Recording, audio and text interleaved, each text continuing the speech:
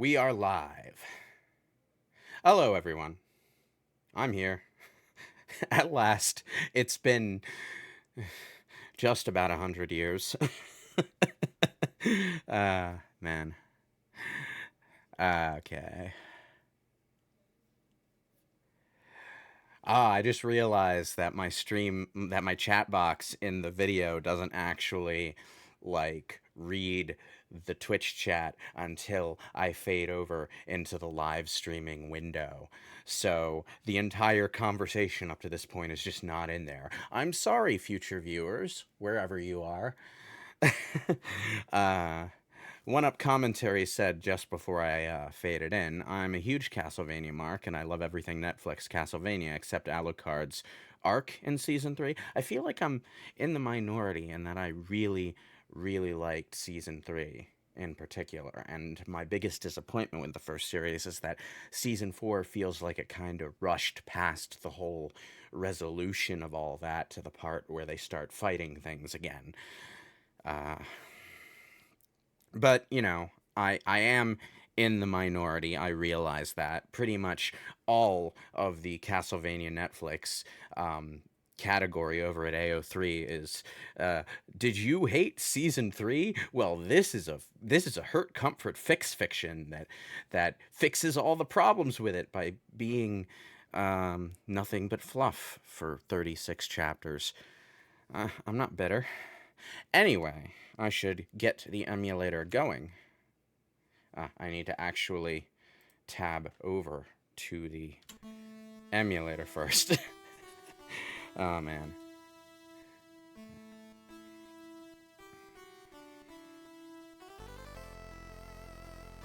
I haven't watched any of the Netflix stuff. I haven't heard good things recently. People are being weird about Nocturne, to be honest. It's a good show. I like it. I like the characters, and I like the show that they've got going. It was maybe not structured the best, at least for season 1. I haven't watched season 2 yet, but I liked the show.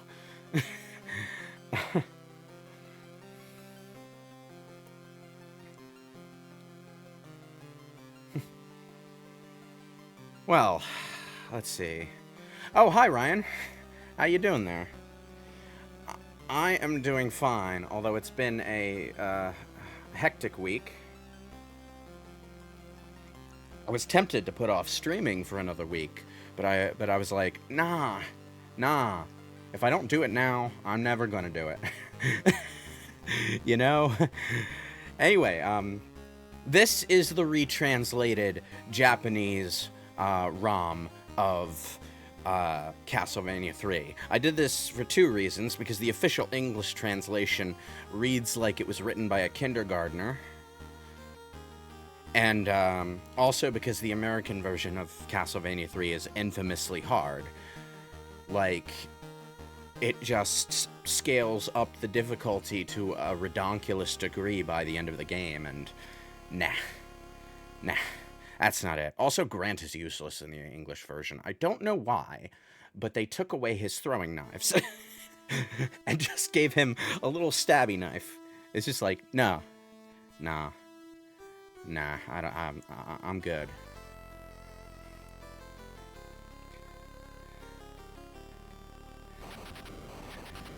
The Anniversary Collection isn't retranslated? No. It has the original English version and the original Japanese version. And I don't even think the Japanese versions were included in the Anniversary Collection at launch. I did find a mod for the Steam version of Anniversary Collection that replaces a bunch of the ROMs in the collection with, like, modded versions. But that one included the improved controls mods, which I actually find make the game harder for me, because of the way jump height works. It just messes with my muscle memory, something fierce.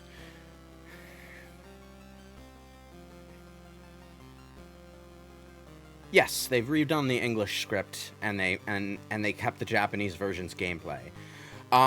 They also gave the English version. They also gave the text a better font, because the font in the English version was not great, I don't think. But yeah. Oh yeah, the sound quality is better in the Japanese version because the Famicom had more sound channels than the Western SNES or the Western NES. This NES, not SNES. Why am I saying SNES? I always think Super Famicom, Super Nintendo, and it crosses my wires when talking about the Famicom and the NES. I didn't really get into video games until the 16-bit era myself, so, you know. Poor Grant. Nobody appreciates Grant. You mean that imbecile who put wheels on his boat?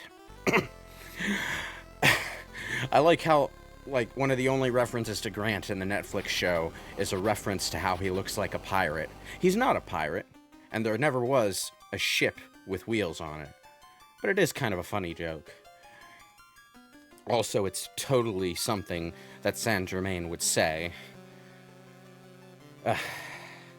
What a tool. Ooh, what a tool that guy was. Sorry. Anyway, I should actually get going. Yeah, there's also Greta. Greta was okay. I mean, she didn't get enough time to really be on screen to establish herself as a character. Anyway, let's get this started. She's a gender-bent Grant reference to Danasty. Yeah, well, she's a reference, but she's an OC, basically. She has, like, no resemblance to Grant as a character, either aesthetically or in terms of story. But we'll see Grant soon enough, because I'm going down that path first. I have never beaten the second level down Alucard's route.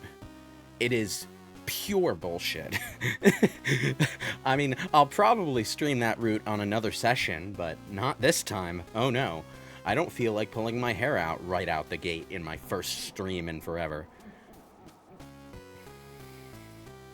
I just remember Grant's bizarre Voldo look in Judgment. Yeah, what was with that? Alucard in this game sucks? Not true. He is very, very good if you know the levels, so that you can conserve your hearts for the parts you want to fly past. He's very good at that. And also, I think his attack is does a lot of damage if you hit something with it close up.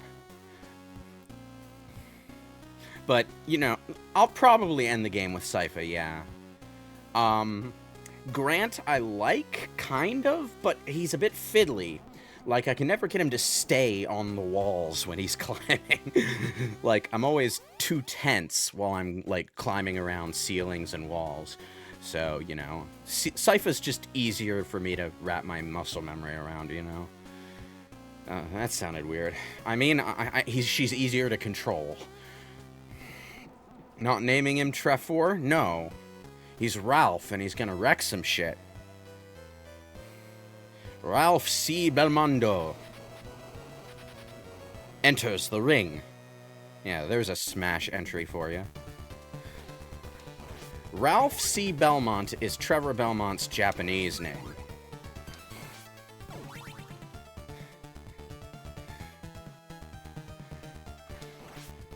Anyway, I have played Castlevania III before, but only about a few stages in. Most times, because it is actually a very hard game, even in Japanese.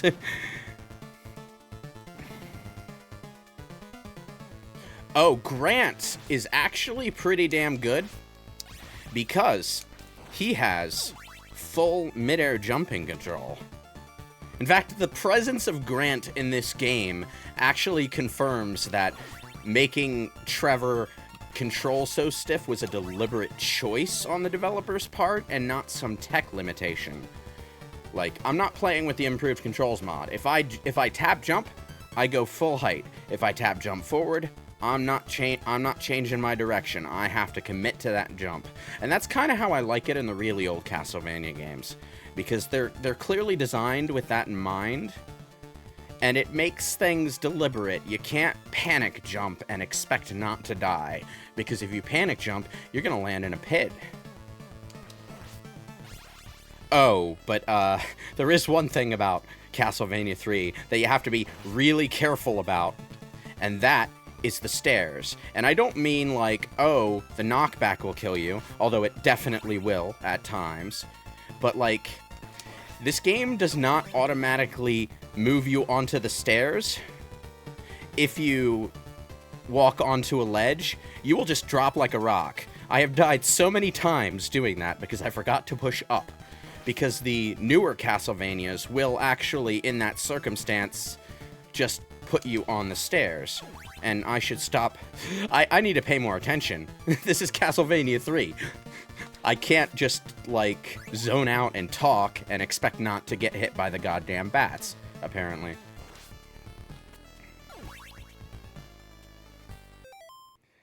Hey, Stellar. Too much wall meat. This is why Super Castlevania IV is the best in the series.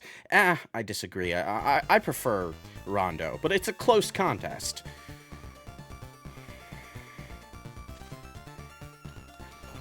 Boom. I have to pause every time I glance at the chat, otherwise I'm not going to get anywhere. But that also shuts off the music, because this is an old 8-bit game, and old 8-bit games like to do that. Sypha has superior offensive power, besides mid-air steering and climbing. He's not... Yeah,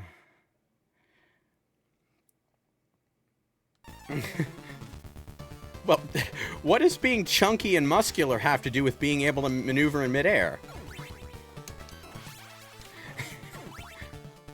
You can't maneuver in midair no matter what. It's just not something you're allowed to do in a world with physics. I mean, come on. I hate when the developers do that. They put a candle up where you'll never be able to reach it. If I had Grant right now, I could climb up and grab that, I suppose. But I guess it's just set dressing. Anyway. Down. I guess you don't trigger it if you land perfectly dead center. Good to know. I did not know that. I don't actually know if that's true or if it was a fluke.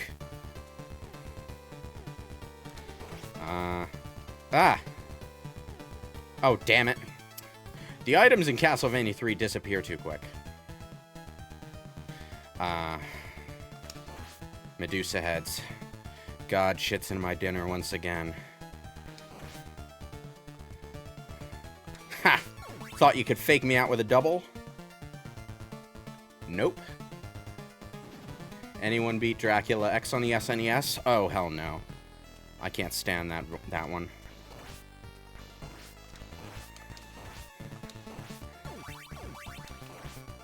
Anyway, I am going to be trying to get points. The one downside to the Japanese version that I'm aware of is that you straight up can't use the help me code. It's just not in the Japanese version of the game. Probably because the Japanese audience wouldn't say help me if they needed help. Ah, Jesus. Nope, nope, nope. Nailed it. Fucking Fleeman, I tell ya.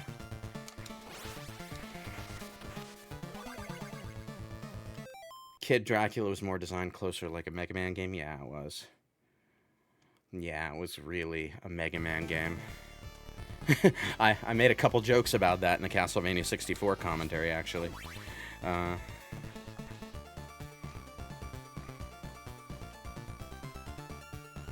hate it when they get below the platform I'm on.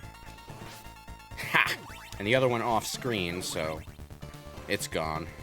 Oh, shit.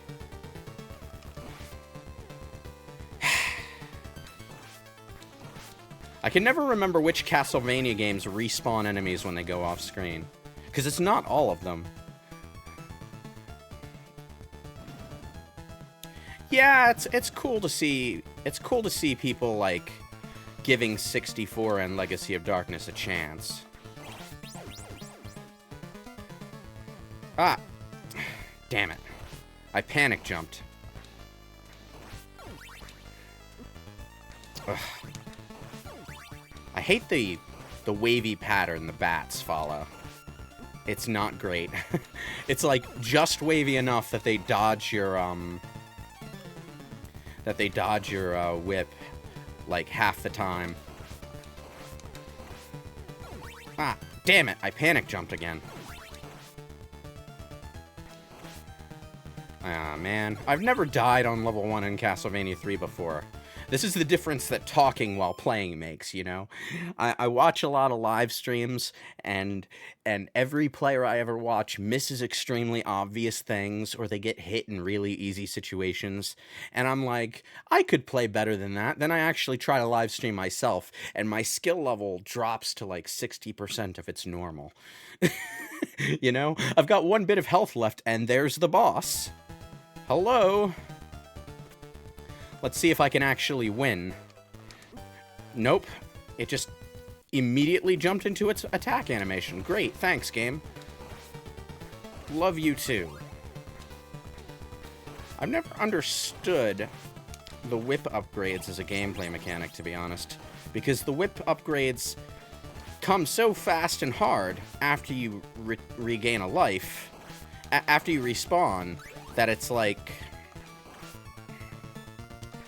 why even bother with the upgrade system if you're just going to give me the upgrades that quickly? I'll say that's one thing that, like, Castlevania 64 did a little bit better, was the pacing of the weapon upgrades. Ah, darn it. I wanted to jump up there. Ah, this guy's attack range is redonkulous. And also, when you're on that side, you can't really dodge the guy.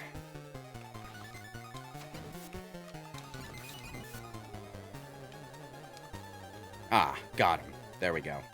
Not a hard boss. I was just like, I had no health when I reached him the first time. What made Konami want to make a vampire killing game in the first... Konami didn't want to make a vampire killing game. A specific creative director at Konami wanted to make a vampire killing game. And he was only in charge of the series until Castlevania III. Because this game did not improve sales, he got demoted and shunted over to the arcade division. And basically went uncredited because it was that era where everyone credited themselves with aliases in the end credits. You know that AVGN joke where it's like, oh, who, Christopher B? What's that about? Well, it's because nobody in the Japanese games industry ever credited themselves by name around that time. You see it in credits of, like, Sonic the Hedgehog 2 and stuff as well. That stupid tradition lasted a long time. I think the developer of the first 3 Castlevanias was Akamatsu? Something like that.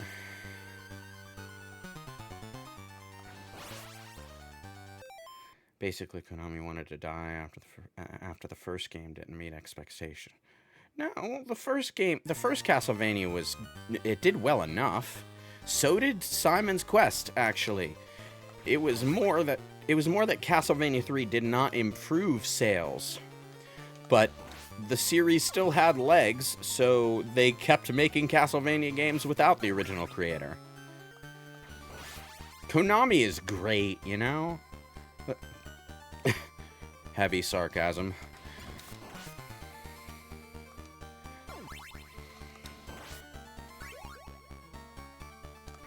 Okay. Away with you.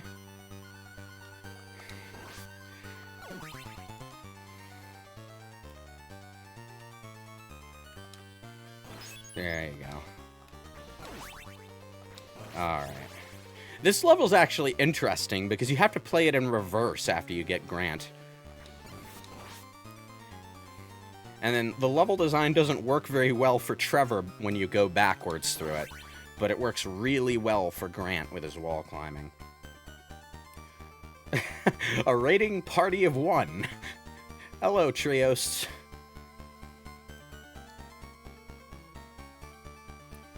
Ugh. I keep, like, staring at the chat and trying to play at the same time. I should really stop doing that, because I'm gonna get myself killed one of these levels. Just staring at the chat and trying to walk through the level. I'll just drop off a staircase into the abyss.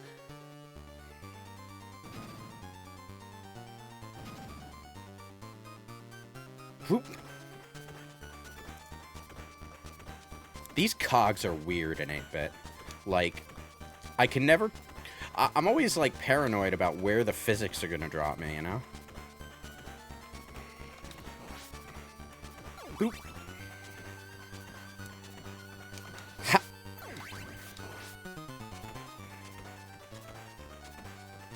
Up, up, up we go. Fucking Medusa heads. I hate this section of the level. I really hate these upward climbing sections where the Medusa heads are just spawning in all over the place, you know? It depends on which direction you're facing when the Medusa head spawns in. Damn it. Ugh. That's Castlevania for you.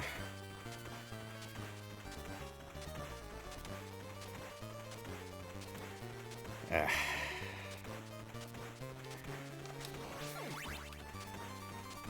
It would be even worse if I were playing the Western version, though.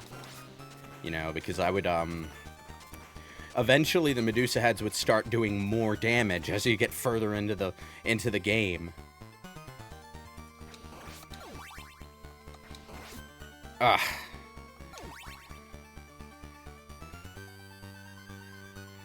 I mean, they're already doing 2 pips of damage per hit. And that by itself is annoying. But if they start doing more damage while they're pulling this kind of crap, well, it becomes a pretty difficult situation to stomach. Up, up, up. Please don't hit me. Whew. Managed it. I need to catch my breath, because that section makes me tense.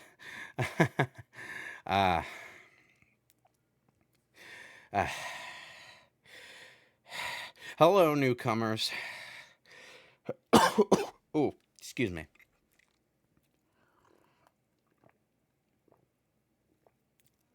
I like how everything in the game pauses, including the music, but the cogs keep turning. At least you know the game is still running. Hello, Snez. How you doing? It has been ages and ages since I've streamed. Yes, I know. But, like, I couldn't find the time. And I've been subsisting off driving gig work and video editing for so long that it's like, you know, every day I have to work, and then when I get home, I have no energy. I can't really bring myself to stream after work, you know? And I don't want to stream before work because I'm that kind of person who loses track of time while streaming. You've probably seen my Vampire the Masquerade streams over on Brain Scratch, right? That stuff went all night just because I couldn't put it down. There was one stream where I said, you know, that's going to be all for me tonight, and then I went for another 3 hours. I'm just like, ugh.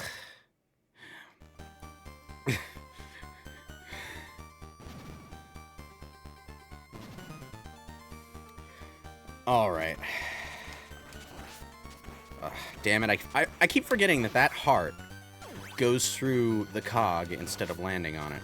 Anyway, I need a sub-weapon, thank you. The axe is actually a really good sub-weapon to use against Grant, because he spends a lot of time on the ceiling, so being able to attack upward is the way to go, you know? Ah! Oh. The slowdown was very dramatic at that moment.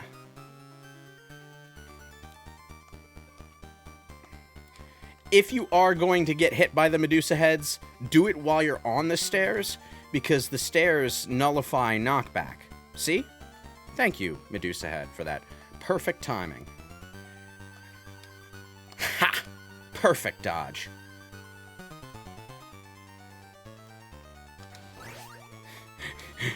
You might notice that I said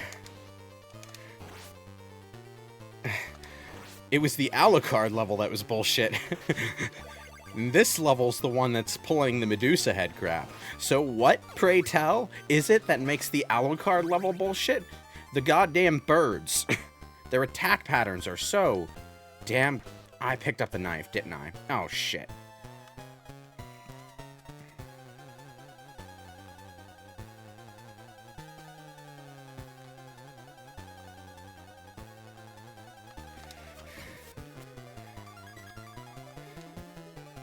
Okay, come on, Grant. I wish I had my axe. I picked up the knife, and I really shouldn't have done that.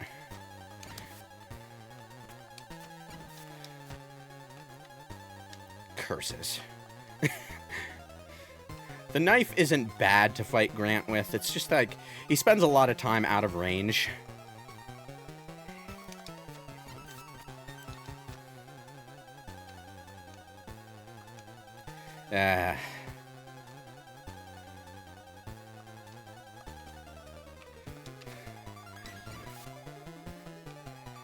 This is gonna be a slow fight. The good thing is that Grant actually retains his ability to climb on ceilings when you get him as a character.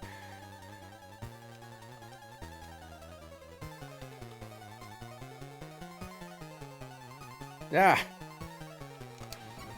Got ya. My opinion on the Switch 2? It's just a better Switch, right? Like, I have no complaints. That's basically what I was hoping for.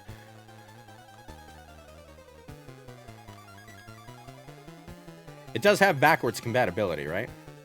I mean, I feel like I shouldn't have to ask that, but it's Nintendo, so you never know.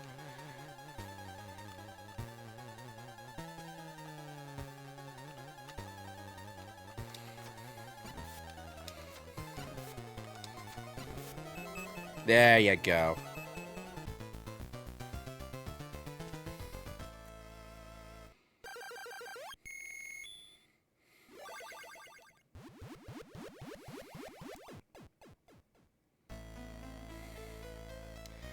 Okay. Ugh. Am I alive? I'm Grant. That bastard turned me into... Everyone here died because of him. Please let me help. You can go through the entire game as just Trevor if you want. Really? My speed and skills are now at your service. Well, you know, the translation is better. I wouldn't exactly call the script high art, though. But, you know, for the time, Castlevania III was pretty impressive as both a gameplay experience and a cinematic experience. It was that love of cinematic horror that prompted Akamatsu to make the series in the first place. Anyway.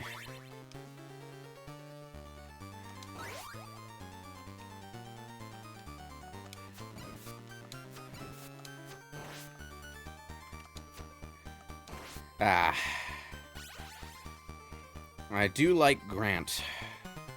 Not as much as Trevor and Sypha, but, you know, fun character.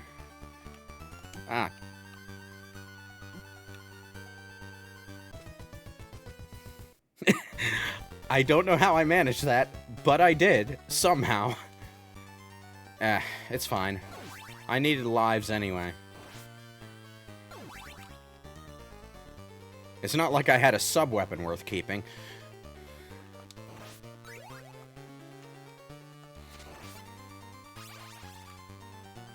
Oh, that can happen with Grant sometimes.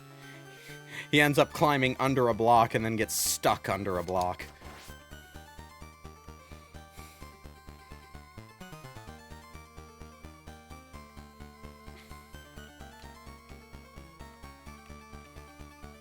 Anyway. Whew.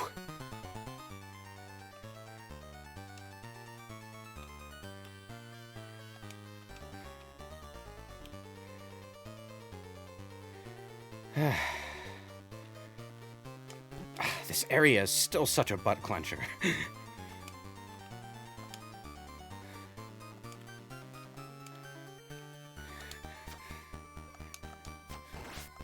Nailed it.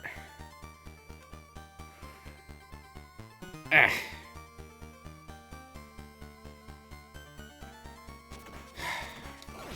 Recovery time for the win.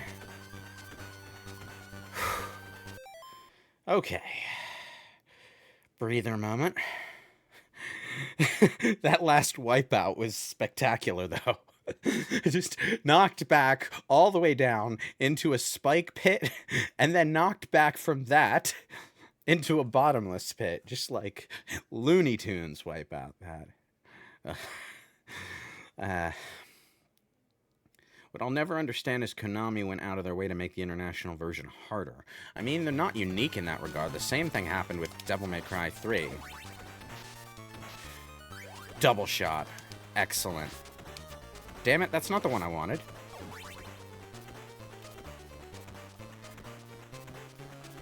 Oh, Grant has jump height variance, too. I actually straight up didn't know that.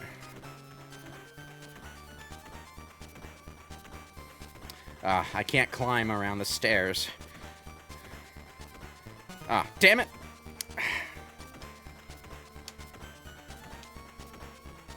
There we go. Grant's climbing ability is a little bit fiddly to control because you have to, like, hold the D-pad in the direction you're trying to climb, and if your finger slips at all, that happens.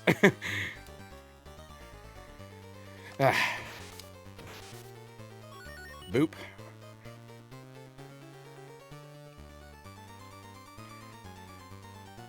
There we go. You should look up what they did to Ninja Gaiden 3 when porting it to the West. Do I even want to know?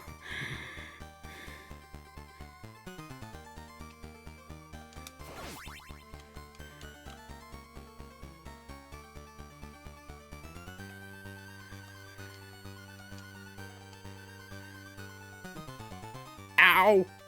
No. I was saved by the invincibility frames there, I think, because I'm pretty sure spikes are instant kill, normally.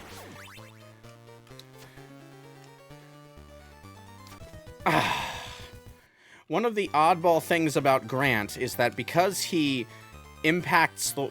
Like, he loses his jump momentum when he touches a ceiling, because he's supposed to be able to climb on the ceiling. But if I were to jump against the ceiling as Trevor, I would just keep going. So, you know, it's a little difficult negotiating certain platforming situations as Grant because of the way he controls around ceilings.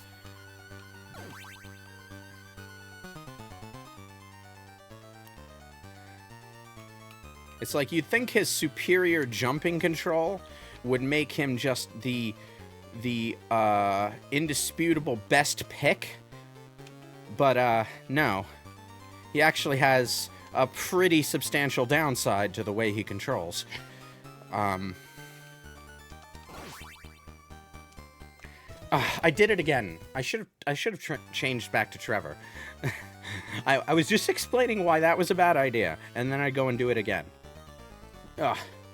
Muscle memory failed me. 'Cause I'm used to playing as Trevor and Richter. And, they don't have that quirk.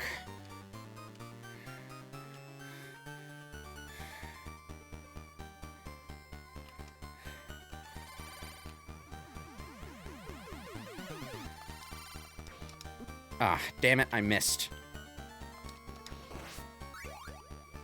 Okay, whip upgrades, go.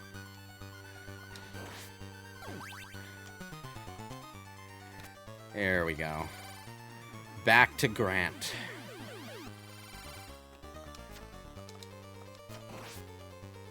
Another thing to mention about Grant is that he can't throw another knife until the first one he throws disappears.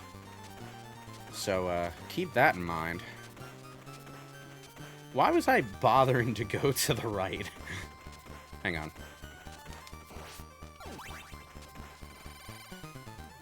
Back to Trevor. Okay, let's go.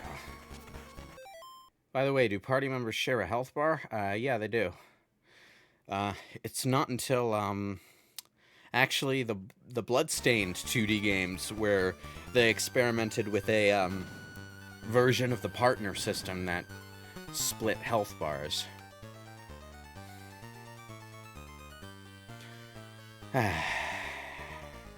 In that game, different characters had different health pools, too.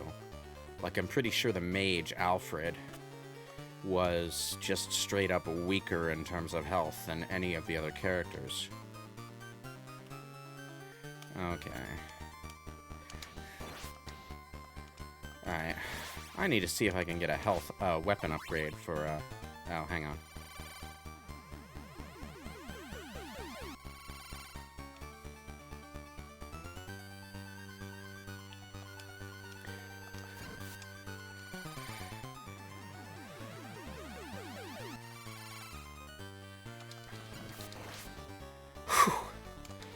That was... I felt like I was stuck between a rock and a hard place there.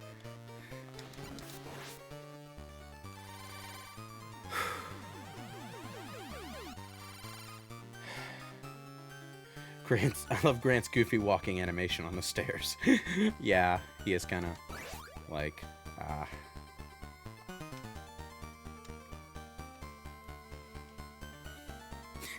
It is pretty goofy, yeah.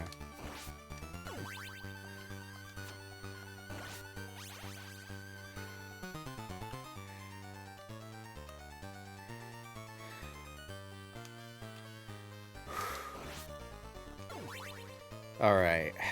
Down, down. Ugh.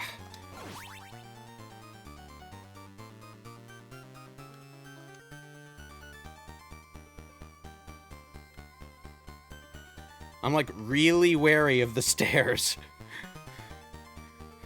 Because I have walked down these sort of zigzaggy stair patterns and just dropped off in the middle of it because I forgot to hold down.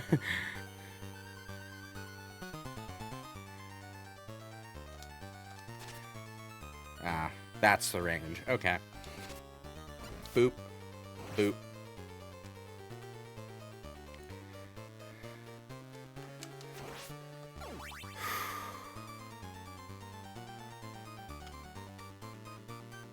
Oh! Forgot that skeleton was there. Wait, Grant can use the stopwatch? I didn't know Grant could use the stopwatch. That's interesting. Okay. Alright. Got to the end of the stage with one life left. I was a bit worried that I would die before I got there and have to restart. Thankfully, the game has infinite continues, unlike some other Castlevania games later in the series. Anyway, this is the level that you'd be playing through on the Alucard path, but it's substantially less bullshit in this version. Ah, I say that as I'm getting swarmed by owls.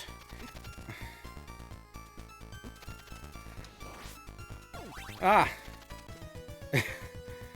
Damn it.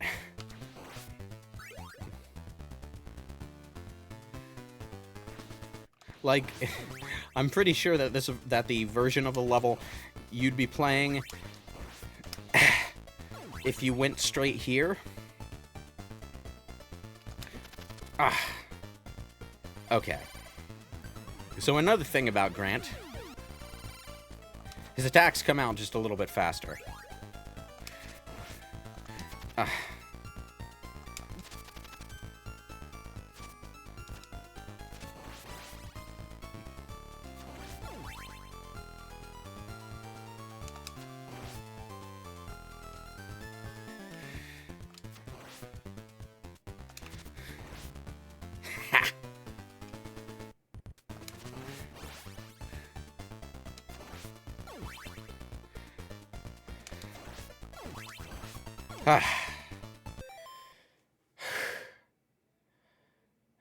I'm down to 0 lives.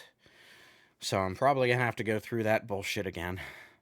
But I made it through once, and I can do it a second time.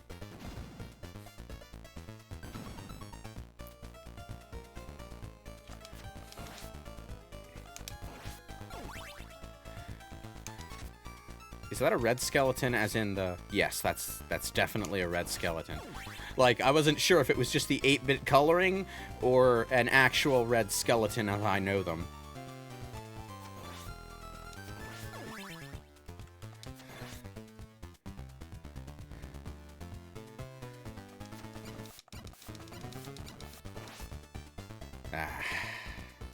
Being able to throw knives without spending any hearts is actually a pretty good attack perk. Do I need a water break? I sound stressed. It's Castlevania III. Of course I sound stressed. I picked this game knowing I would be streaming something difficult. And, like, it's not that hard at this stage, but it's Castlevania, so even in its easier incarnations is quite difficult. Like, you know, man, Grant's knife is really coming in clutch this level.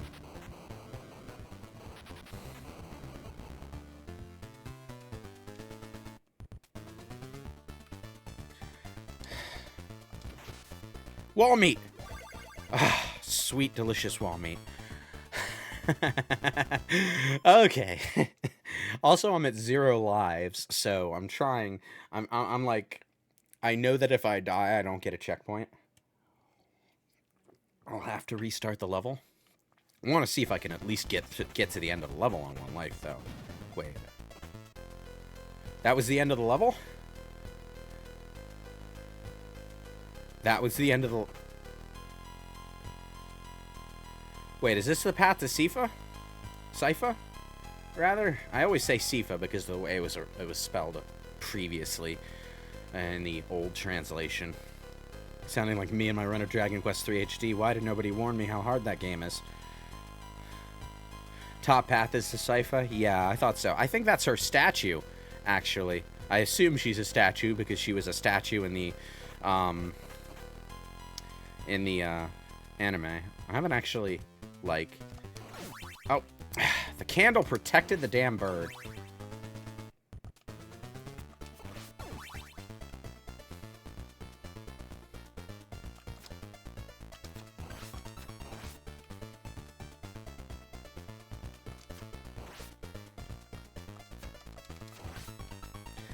Whew.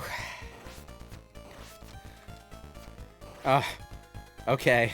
These enemies are a bit strange.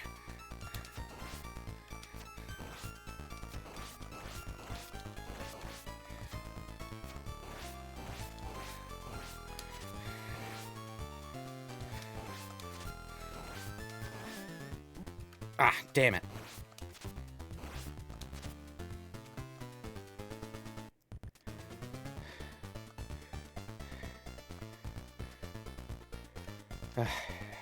Downstairs. Ah, look at that. Skeleton thinks he's a Belmont.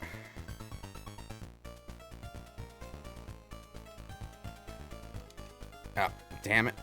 Trying to use sub-weapons next to stairs is always so tricky. No, no, no. God damn it. I wanted to jump up on top of the ledge and throw axes. So, of course, Grant does the thing where he climbs underneath the thing and gets stuck. These one square little hidey holes are annoying. Ugh.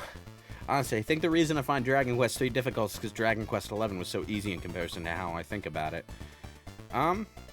Dragon Quest XI can be pretty hard if you set it to the correct settings, but yeah, it is fairly easy compared to the old games. Why am I talking over the game while it's unpaused? There's a timer running. Ugh.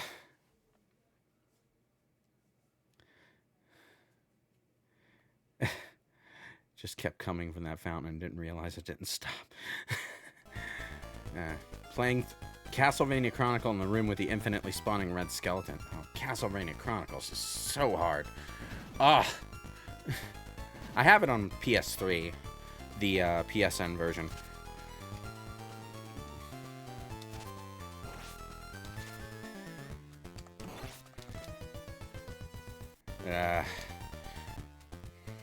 I was tempted by the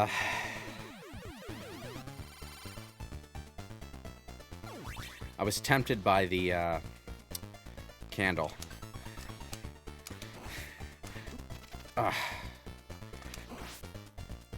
Damn those birds. I hate those fucking birds.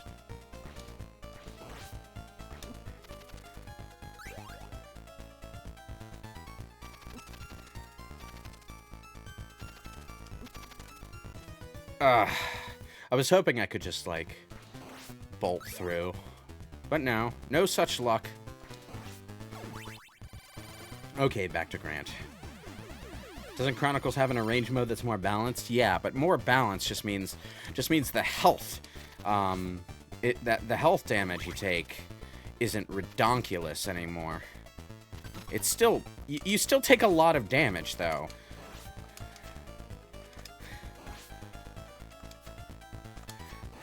Ugh.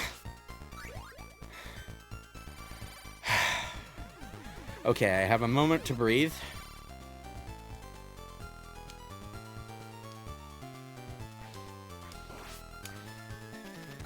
Why am I switching back to Trevor, you ask? Because I want weapon upgrades. There we go. I want to at least get to, maximum level whip. You own the Switch version, so you get the actually good soundtrack by default. Unfortunately, you get lesser graphics. And for some reason, the graphics in Dragon Quest XI-S are, like, inferior to the original release, even on the other platforms. It's very strange. The original PlayStation 4 release of Dragon Quest XI had really beautiful textures on everything, and the Switch version has, like, really down-resed versions of all the textures, and the characters have all these, like, cel-shady outlines on them to sort of mask the fact that the textures aren't as good. And for some reason, they did not include the original better graphics in the releases for Steam and PlayStation 4. It's like, I wouldn't mind if the Switch port were the only one to be downgraded, but it's like the mechanically superior version of Dragon Quest XI is Dragon Quest XI-S, no matter what platform you're on. But in order to get all of that stuff, you need to downgrade the graphics. It's like... Ooh. But, you know, that's life.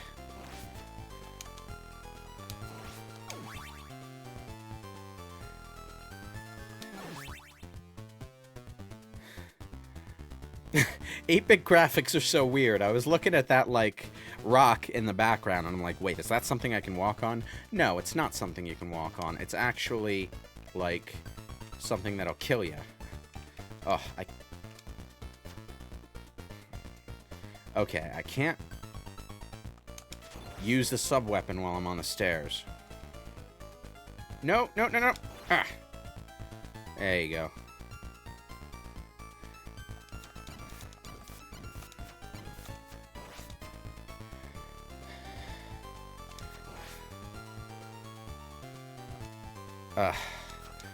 The continue knocks you all the way back to before the fork in the road.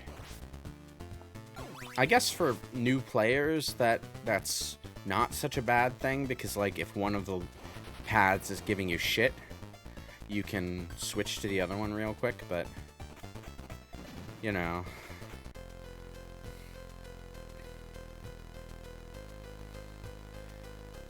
Thank you for plugging my Ko-Fi stream bot. It's I don't need you to do that though. It's already down at the bottom of the stream frame. uh, there are mods to fix it on P. Are those mods complete though? I know those mods have been worked on for like forever. Oh, stupid bird. Birds in Castlevania are the fucking worst. I gotta tell you.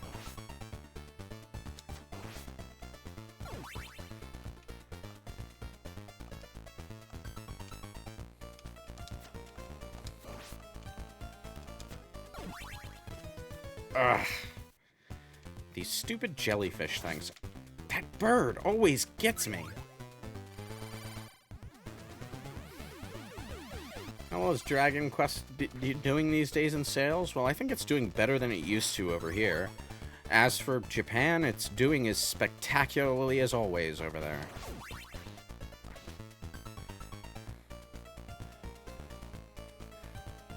I want to see if Trevor does any better against these things. Ugh.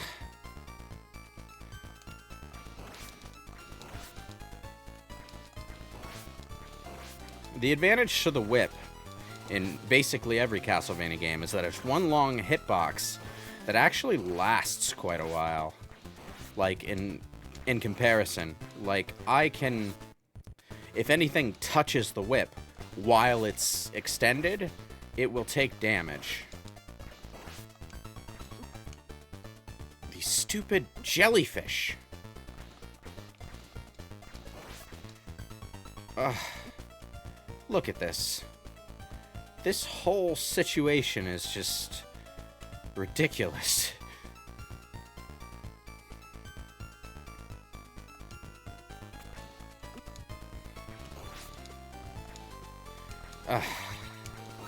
I don't like the jellyfish.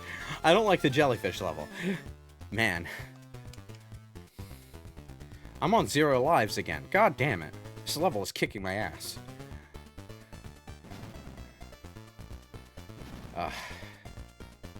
Well, people over on Blue Sky did say they wanted to watch me suffer. Oh. Oh no. It's the Simon's Quest spiders.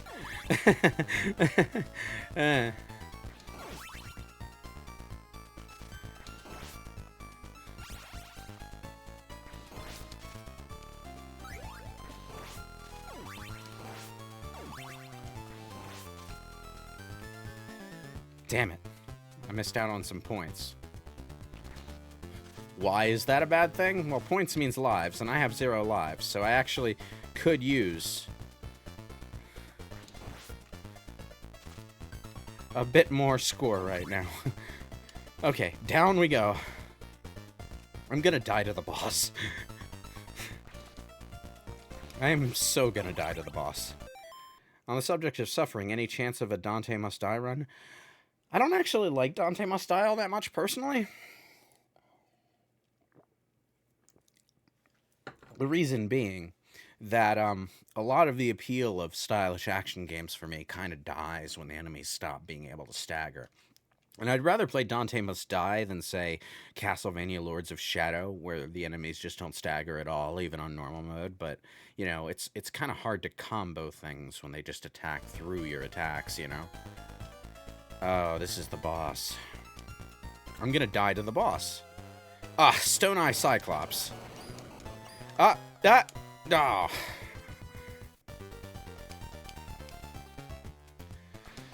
Now I need to go through the stupid birds again.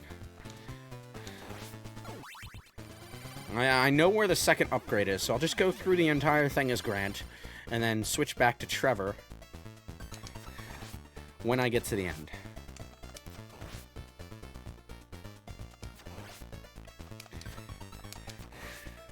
Ah, damn it, I missed the axe. Ah. There we go.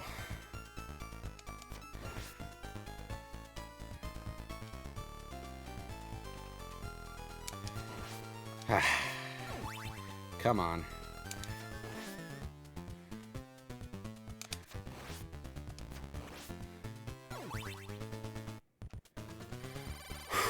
No damage. Excellent. Think a Son of Sparta run would be more fun? Yeah, probably. Okay, I made it through the birds without taking any damage. Let's see if I can make it past the goddamn jellyfish.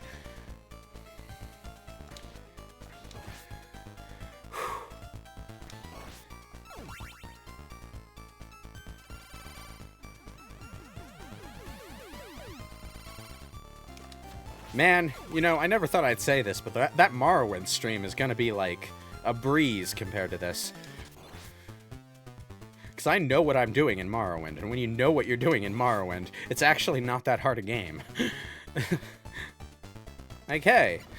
Right in front, like right outside of Satanin at the start of the game, you can get a free enchanted weapon. And enchanted weapons recharge over time in that game. Once you realize that, it's just like, you know, not such a hard game to get into after all. Oh, also that one fucking mage in the cave outside that town only casts on touch spells. So, if you just stay out of his range whenever he casts, he'll eventually burn through his magicka and come poking at you with his little dagger. Then you can just whack him with your sword. Easy. Anyway. The bridge mage? Oh no, I'm talking about the mage in the, Gotcha, you stupid bird. I'm talking about the mage in the slave cave outside Satanin. The one that the NPCs, like, direct you to as a tutorial for combat. It's not really a tutorial, though.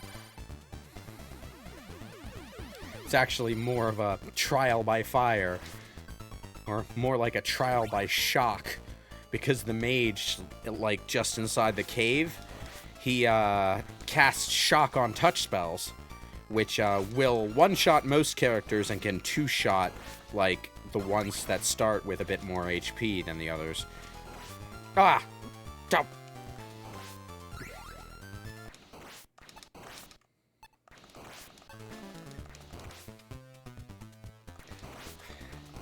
Stopwatch. Excellent. Stupid thing. Stopped on top of the staircase. What am I supposed to do with that, huh?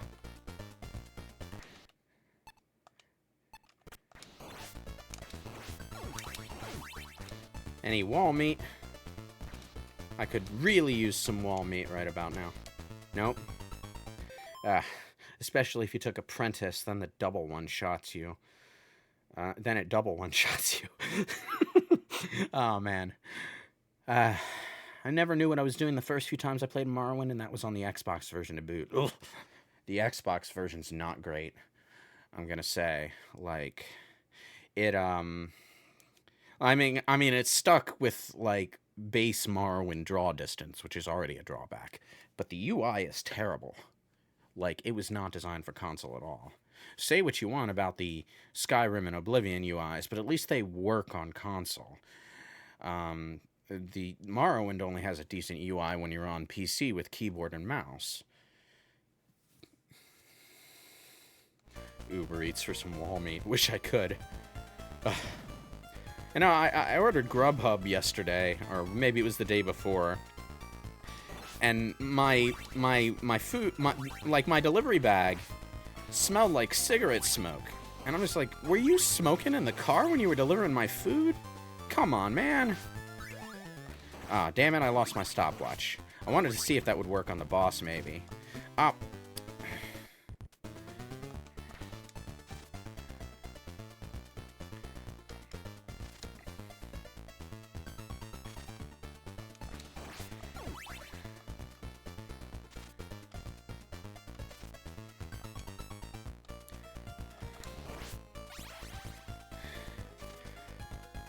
Okay, I'm down to the boss room.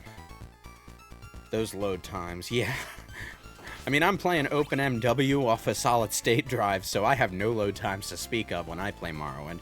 But on the old Xbox, I can imagine it being pretty bad.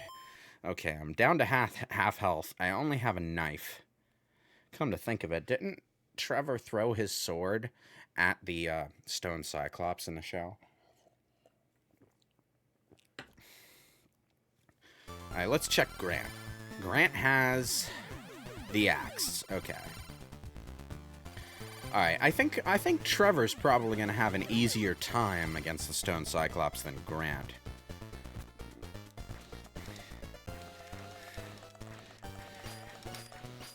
Ah! You're not telling me I have to hit it in the face. Oh.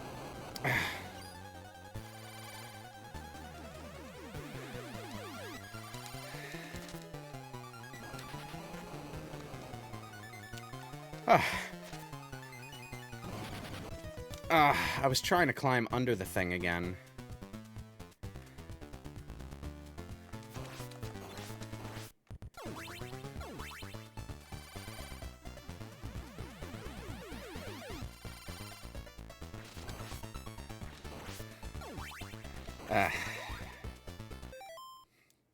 Okay, so it didn't look like the Stone Cyclops was actually taking damage. Like, is it resistant to attacks?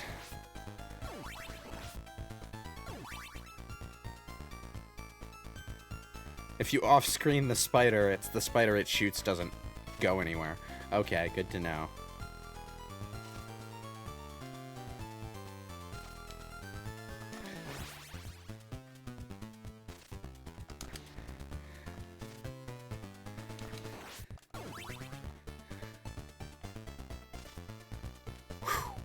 I almost got hit by that spider. Okay, I have more health. So do I actually need to hit the thing in the eye? Because that seems tricky.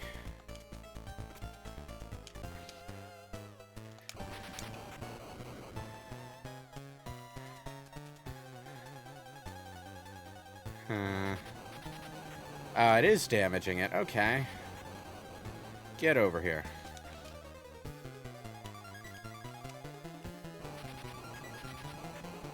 Come at me.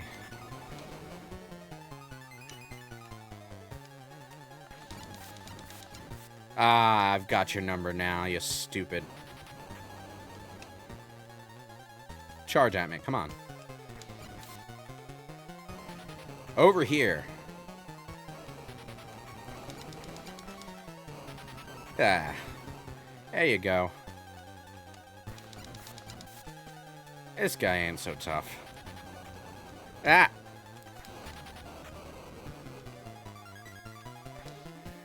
Ah, what am I doing? He's got one hit, like one hit left. Ah.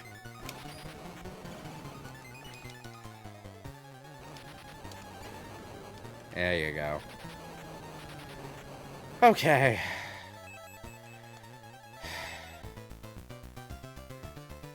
Alright. We are done Sypha's level. Sypha's level. Why do I keep saying Sypha?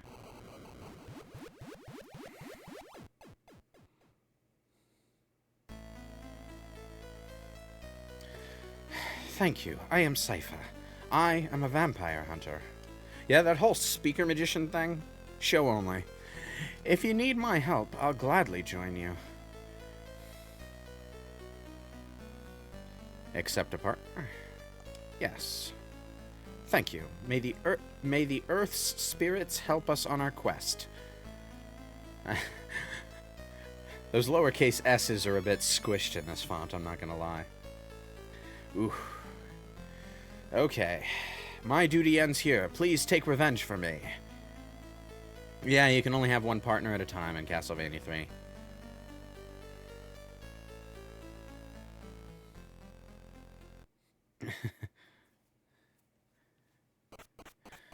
Ah, the ghost ship. Here we go.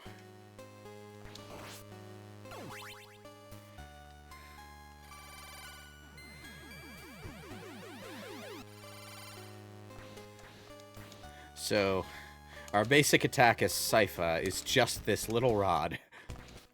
We need sub-weapons to do any kind of damage. But, once we have sub-weapons,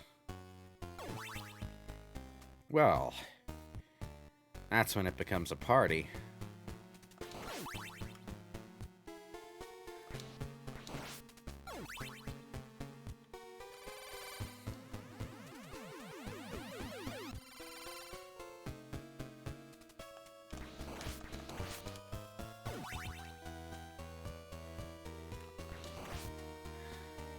Alright, I'll take that.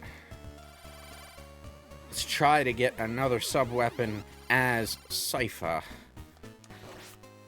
The flame, I bet the flame actually does quite a bit of damage, but, like, it doesn't have much range.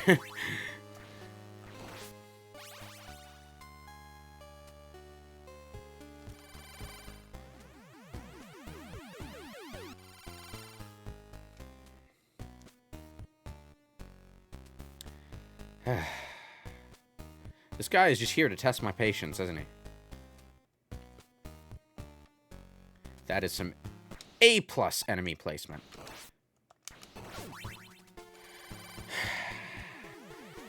Thank Christ for the stopwatch.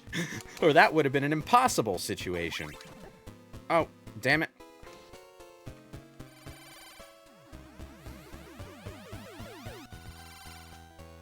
I haven't actually had a chance to play Starfield yet. I don't even have to buy it. It's on Game Pass. I don't know. I just haven't gotten around to it. It's like the only times I've ever been in a Bethesda mood recently, it's all been like Skyrim and Morrowind and Daggerfall, Fallout. You know, the tried and true old games. These blocks are a different color and it scares me. I don't want to find out if I'm right. I'm just gonna not step on them. Ah. That's what it does. Oh! Oh! I finally get a decent goddamn spell. And I get knockbacked into a bottomless pit. Almost immediately, before I even get to see what it does. Oh, at least it was right there. There we go. This is a spell I can get behind. Anyway, now that I've got a decent fucking sub-weapon, let's switch back to Trevor. Because he needs to get his weapon upgrades back.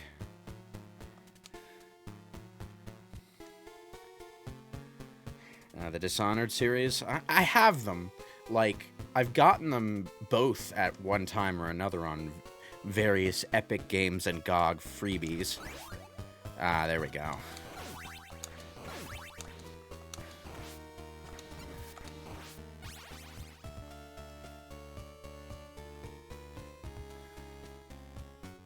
Ah, frickin' red skeleton.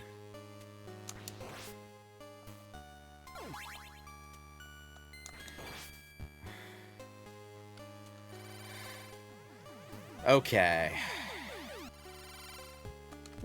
No, not the stairs. Water spell. Thank you. Ugh.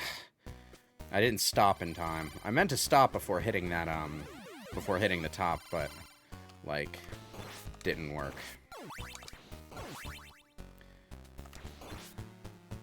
Up we go. Ah, ghost.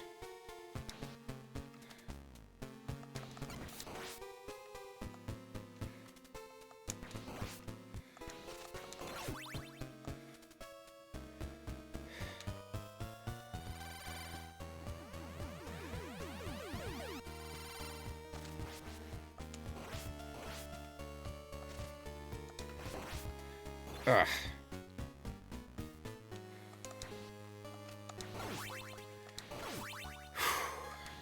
Frickin' Bone, man.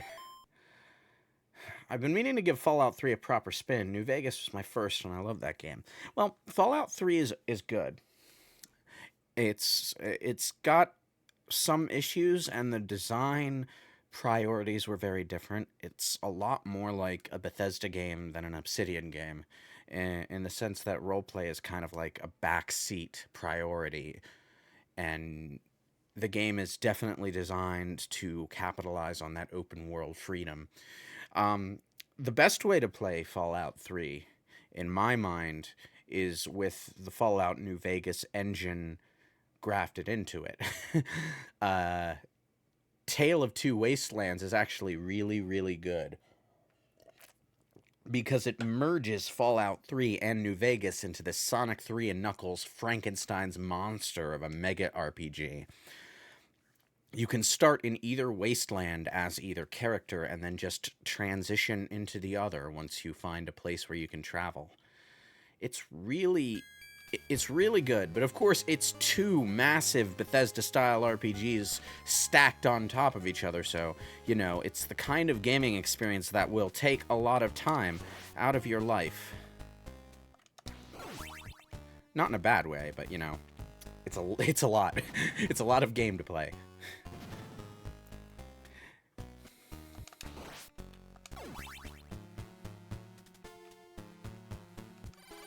Okay. I like how, because of NES palette limitations, those platforms change colors whenever you switch characters.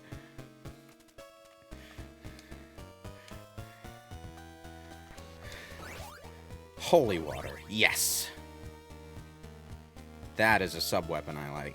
One of the things about the partner system... Oh, damn it. One of the things about the partner system that I especially like is that you can save Trevor's sub-weapon by switching to another character. And vice versa. So you don't have to worry about picking up the goddamn knife all the time. Oh, Jesus. I hate these ghosts. I hate them so much.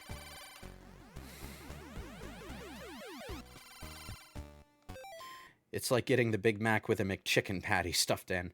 You know, it's funny you mention that, because recently McDonald's was doing a chicken Big Mac as a limited time item. It was pretty good. I liked it.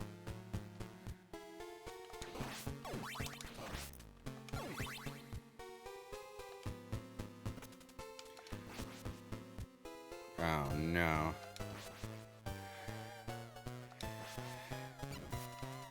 Ah!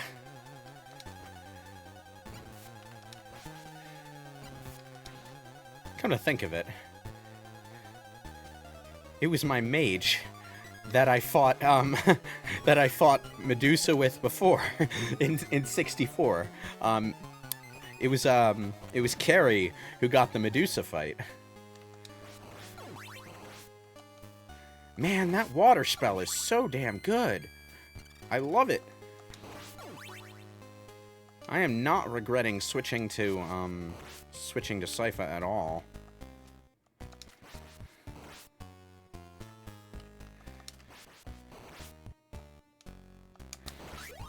Oh no.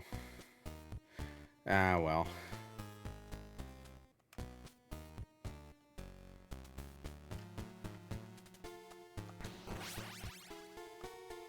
Ah, someone's calling me.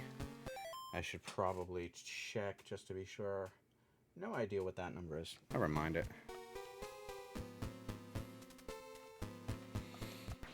Ah. Whoop!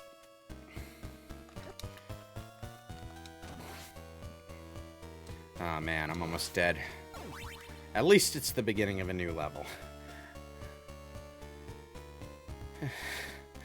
Oh yeah, Alfred's lightning orb did do the same thing as these water orbs.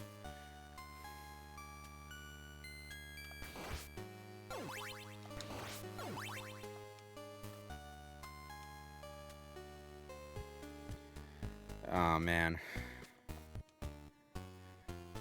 Ah, I knew it. I fucking knew it.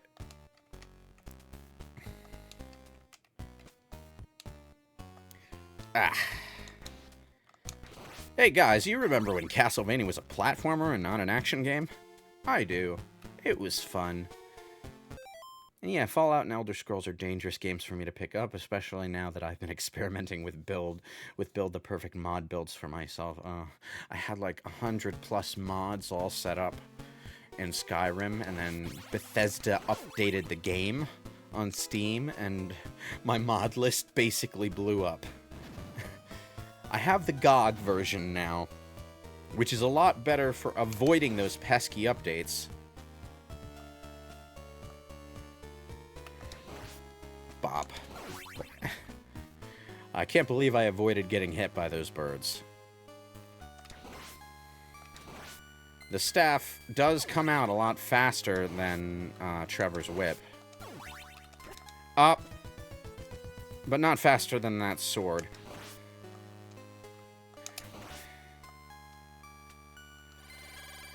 And now I need to get my whip upgrades back. Actually, now that I think about it, the whip upgrades do make a little bit more sense when you have to actively switch back to Trevor to grab them. There's a reason the Metroidvanias give you a double jump fairly early on. A number of them do, but I don't remember getting the double jump until pretty far into Symphony of the Night.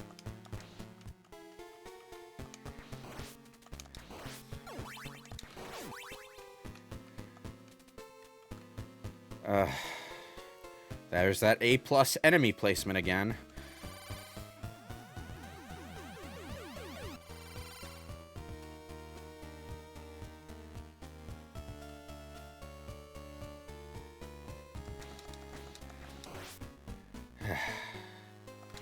Wall meat? No. Why am I looking for wall meat? I'm at full health.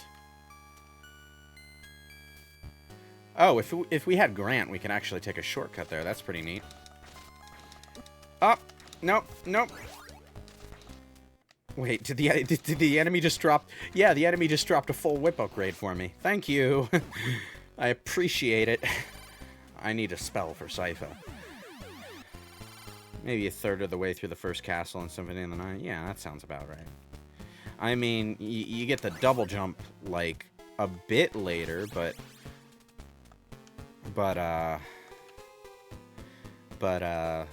you definitely get the super jump thing before the inverted castle, because you need it to reach certain parts of the first castle. Oh no, what's happening here? Is this the boss? This is the boss! Well, shit.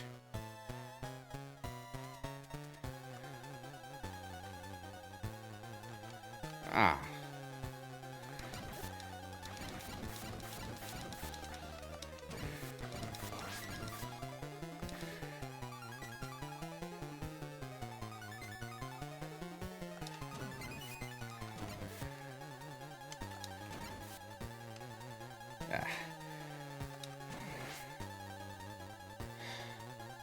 Wait. Don't tell me there's more. Oh, you son of a bitch. Oh, jeez. Another stone cyclops? There are 2 bosses.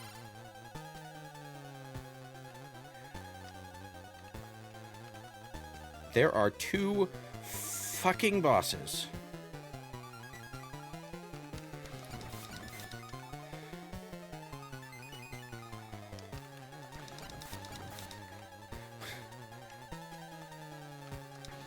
Get over here, you bastard.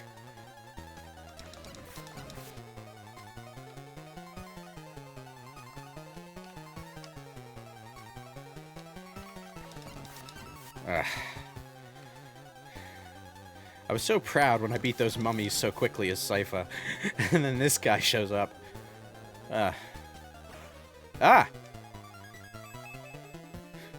Well, it's lucky that the safe zone for the Cyclops was also a safe zone for the pinch explosion.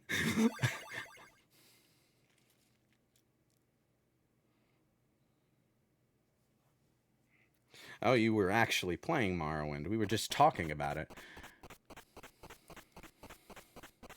Okay. Okay, I need to pause. I'm at 0 lives again. So I'm probably going to die and have to restart this level fairly quick. Well, that one wasn't a tight win because the Stone Cyclops is actually really easy to kill without taking damage once you know the trick. The mummies were a bit tougher, but it turns out the fire spell was really good for it. So that's nice. I probably would have had a tougher time if I had the water spell at that point.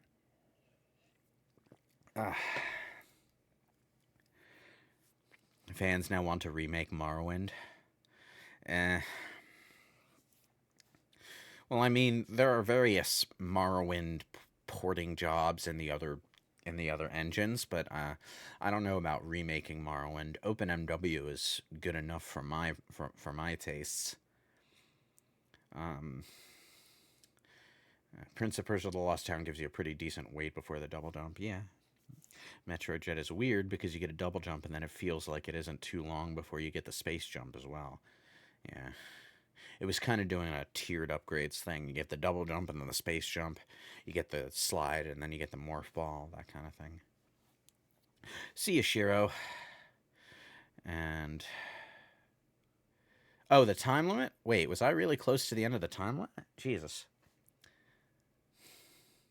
Metroid Dread is weird, but it's weird in interesting ways that make for a really, really good overall experience, I think. Okay. You've got to be kidding me.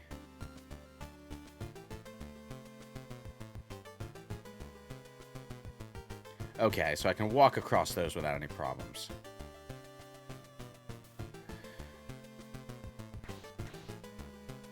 Let me see if Sypha's attack can reach this thing. Kind of like just barely not.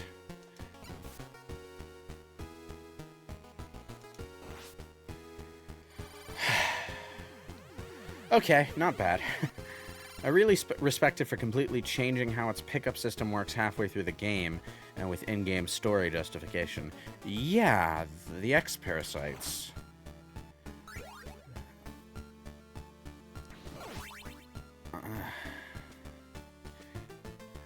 That was a... oh, thank you for the subscription, Carlos.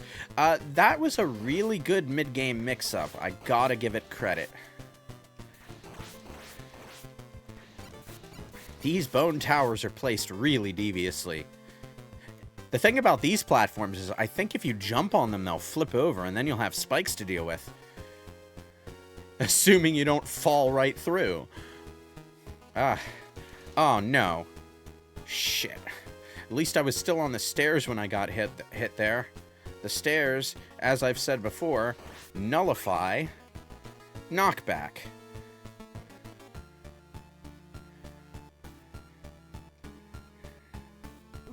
Ugh. Oh, this area is just designed to piss me off. Oh. Those winged statue gargoyle things, they have just the worst flight patterns. They get wavier as they go. Ah, did you see that one? That one straight up faked me out. So did that one. Oh, man. Oh, these enemies. I need a drink.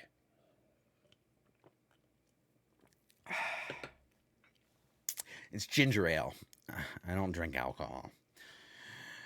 I wouldn't play Castlevania buzzed anyway, even if I liked getting buzzed. That's a recipe for disaster, that is. This is where Castlevania III gets stupid hard. Now imagine it with the damage buffs the Western version gives the enemies. Like, holy hell. They're not just bigger Medusa heads. They're actually, like, they have a different flight pattern entirely.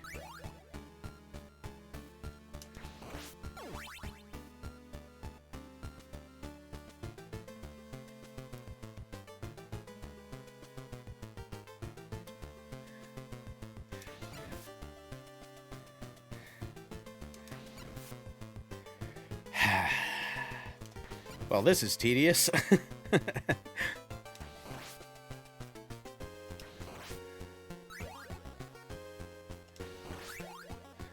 There we go.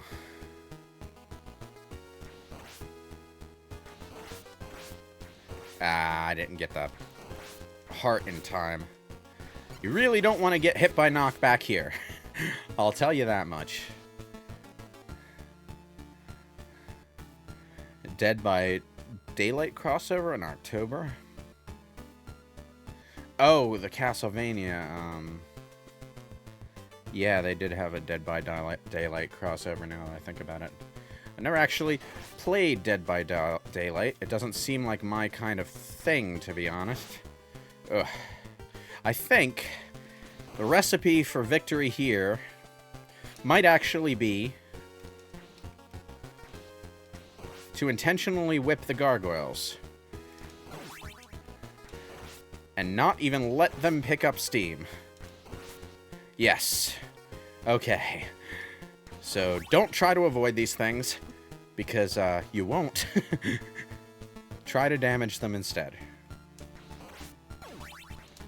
Ooh, that was close. Ah!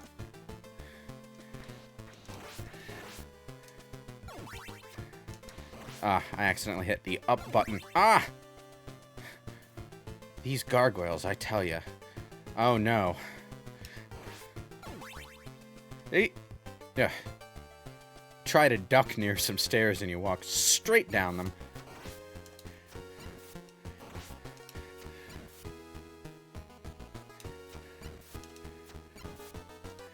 Ow! Mistimed that badly.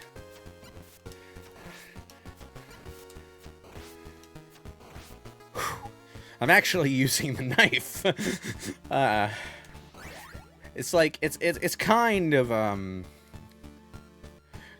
misconception that the knife is terrible. The problem is like a lot of the later games just don't have a whole lot of use for the knife because you have some other ability that covers the same sort of utility, or the game's just not like designed with it in mind the way these games were.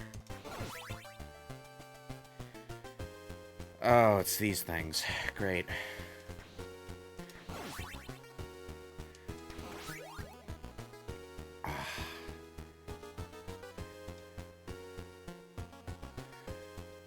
I wonder. Oh!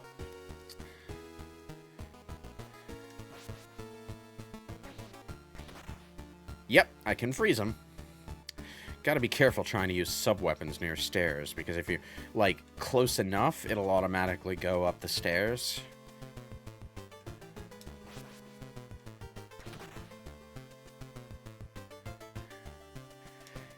Up. Oh, Jesus. It's one of these. Fuck. Wish I'd known that before. Ah! Damn it. Ah.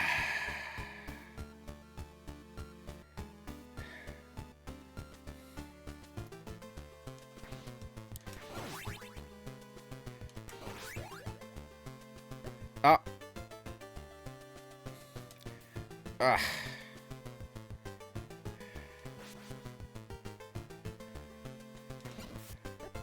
Ah, damn it. Okay. All right.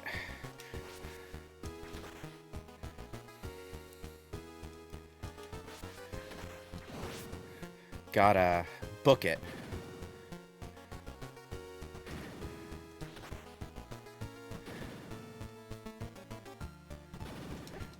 That was bullshit. I just want to register that was some certified bullshit. Oh, I knew it was going to happen. And I still got hit. Come on. Ugh. Trying to use sub-weapons when you're actually on the stairs is borderline impossible, though. Like, I think it can be done. But, like, it doesn't like to happen. Up. Ugh. There we go. This is one, if not the worst level in the game. Yeah, I can see it. I can definitely see it. Like, holy shit. This level has given me some grief.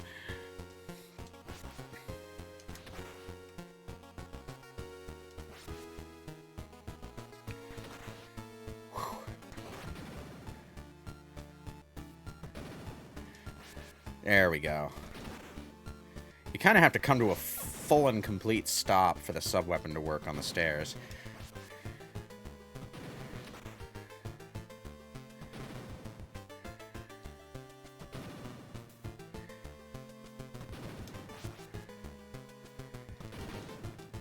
Ah, damn it.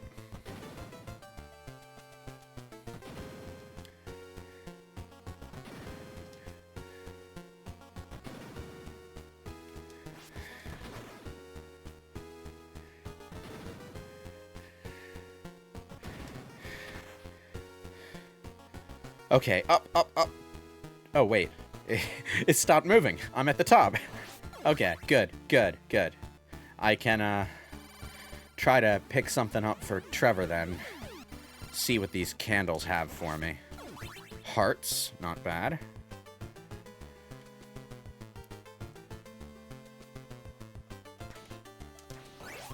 Weapon upgrade, good. That is exactly what I wanted. I still gotta get the Castlevania collection, the one with the DS games. Always wanted to play Shinoa's game. Yeah, that's sort of Ecclesia. Dominus collection is a really good collection, by the way. Not only does it have that Haunted Castle remake, but the actual, like, implementation of the DS remakes is really good. Fuck. Are you serious? Ugh. And the ice spell only, like, targets upward. I think I'll have better luck with Trevor here, actually. Because his melee attack has... Oh, damn it! I wanted that. Okay, oh! Get to the end, get to the end. Okay. Well, I'm at 0 lives anyway, so I'm probably fucked if I die. Oh, damn it.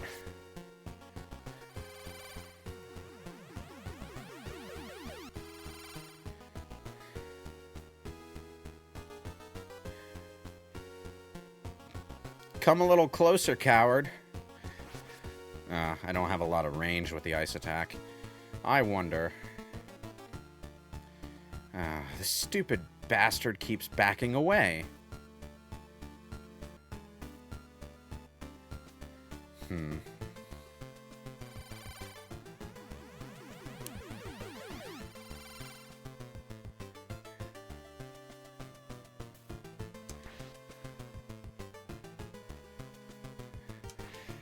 I can't hit that candle either. Okay, I have a plan.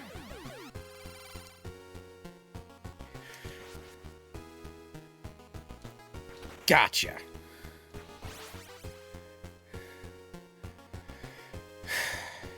Only started playing Aria of Sorrow last year. I can see why some say it holds up to Symphony of the Night. Scrapping sub-weapons was the right move. Yeah, sub-weapons were always a weird inclusion in Symphony of the Night. I mean, they make sense for when you're playing as Richter, but... And, Maria, depending on the version you're playing as, she just has her own sub-weapons. But Alucard using the Belmont sub-weapons was always a bit off-key. And he never really needed them for anything because of all the other stuff he has.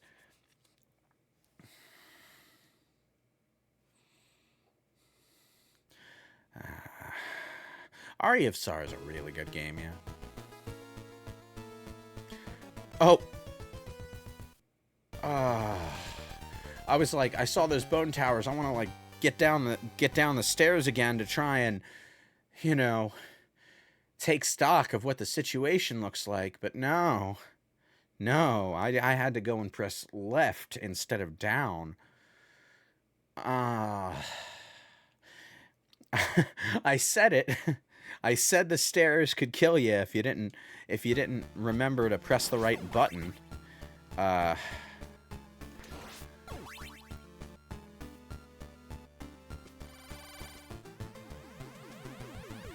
Now I need to go through all this nonsense again. Oh, I jumped too soon.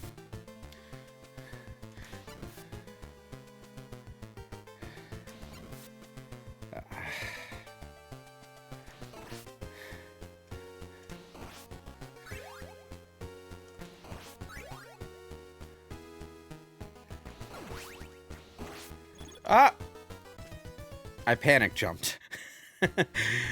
I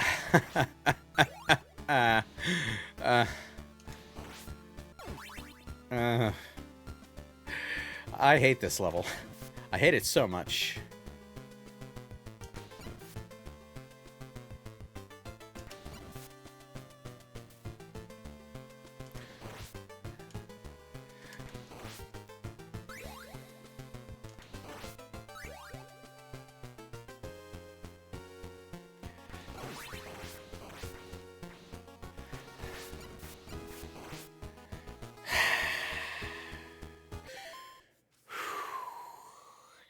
I need a breather.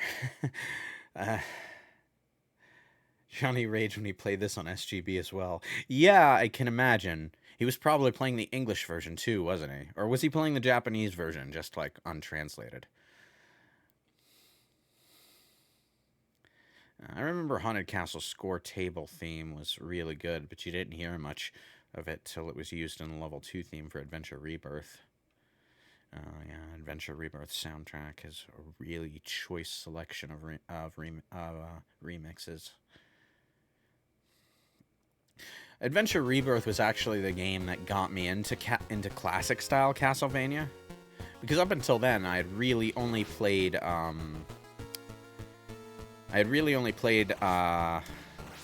just Symphony of the Night and a couple of the DS titles. The axe is really good for dealing with these bastards. Oh, damn it, I panic jumped again. Going back to Castlevania III, when you've played the more recent games in the series is, well, not just Castlevania 3, but, like, going back to the older NES Castlevanias, when you've played more recent games in the series, like Rondo of Blood or Castlevania 4, is a bit tricky, specifically because you can no longer jump on stairs, but you kind of expect to be able to.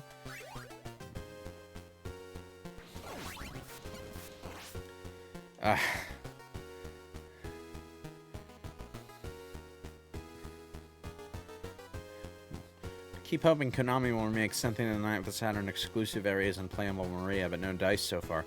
Well, playable Maria is in the modern port, which was in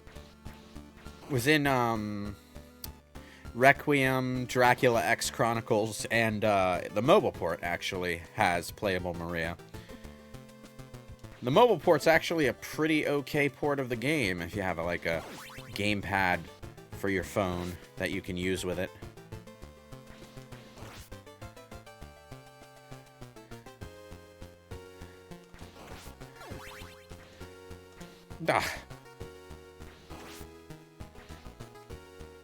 Gotta watch out for the Contra syndrome in areas like these.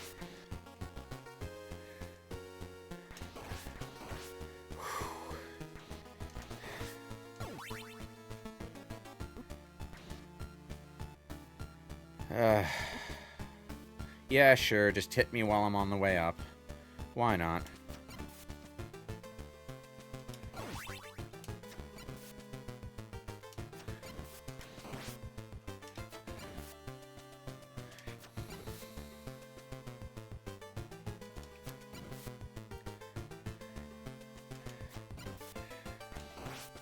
Gotcha. Okay, Trevor's got a decent sub-weapon, so I should switch over to Sypha. The Saturn areas were okay, yeah. I don't really think the game loses much by not having them, though. The Alucard spear just inexplicably being in the game, even though Alucard made that for Eric Lecard, is a bit weird.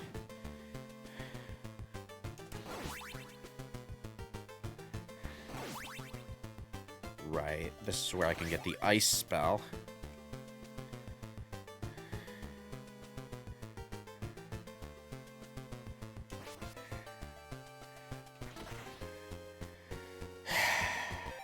This level is making me really tense. I have to keep pausing and calming myself down. I've got 0 lives and 4 pips of health.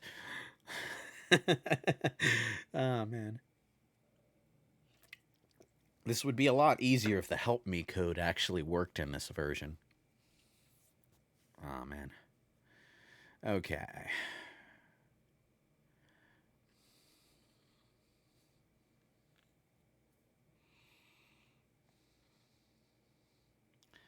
Yeah, they'll probably include Adventure Rebirth in a collection in the future. I wouldn't be, No, not Eric Ricard. Eric Lecard with an L. But yeah, he is wind.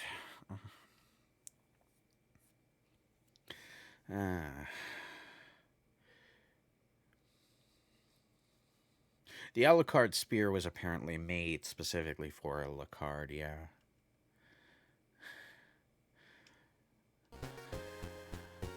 Okay, up we go.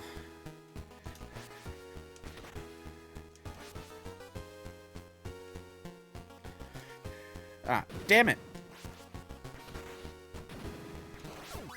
Okay, I need to hurry. Hurry. Up we go.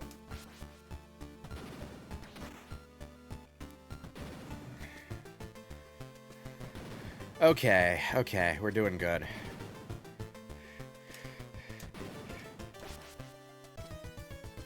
How did that... I kept trying to use my sub-weapon on the stairs, which... it's really fiddly, and I'm not sure the precise, like, timing of the controls that I need to... Oh, damn it. That was a weapon upgrade. Okay, you know what? I'm just gonna like reset so that I can get that weapon upgrade as Trevor.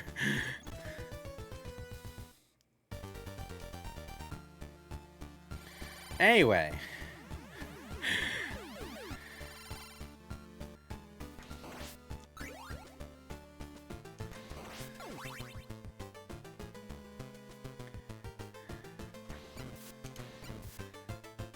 Okay, I have time to jump up and whip twice. This is a sub-weapon candle, but it only has the knife for Trevor, so let's see what we get here. Okay, fire. Better than nothing.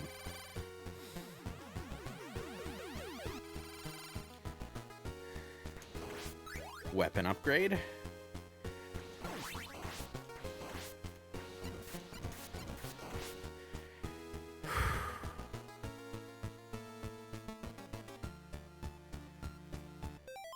Presumably in the universe, the corruption was to hide association with Dracula. What? Corruption? Wait. I've lost the thread of the conversation in the chat. What corruption? Which specific corruption are we talking about? There's a lot of corruption in this series. At least this game has infinite continues. Yes. Yes. The infinite continues are basically the only reason I would ever be able to beat this game. Right, this is the axe. Okay, that's good. Whew. Sick dodge, that.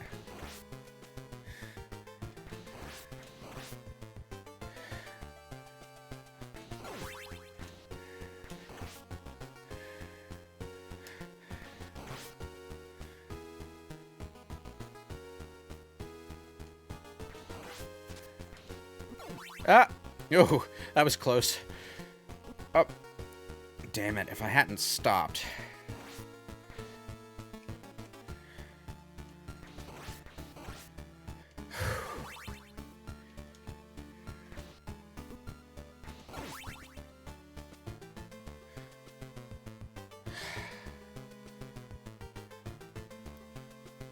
Oh, you like axes, do you?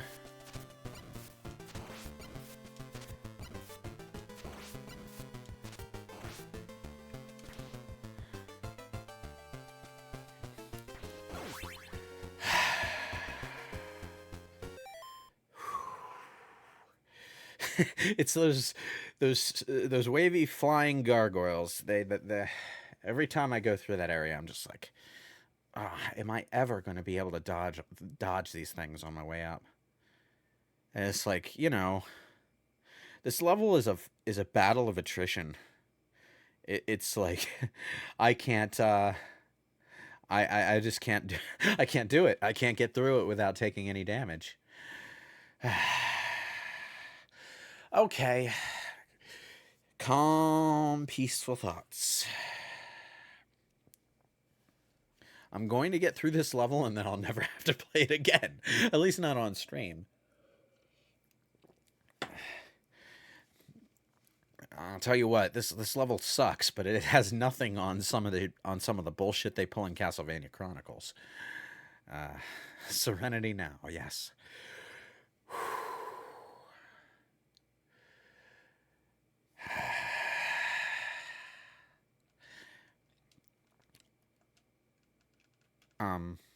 Wait. I clicked out of the emulator, so I'm like, no, this game will not break me. Okay. Alright, so the next room is where I get the ice spell, and I definitely want the ice spell for the next section, because, like...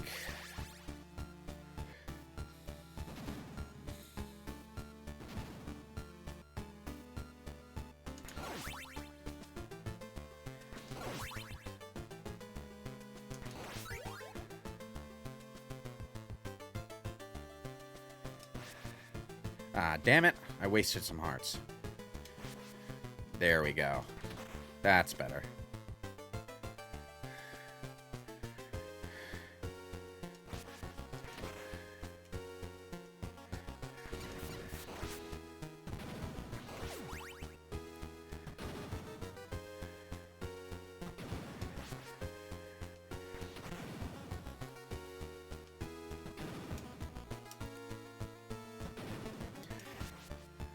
Ah, damn it. Quickly, quickly.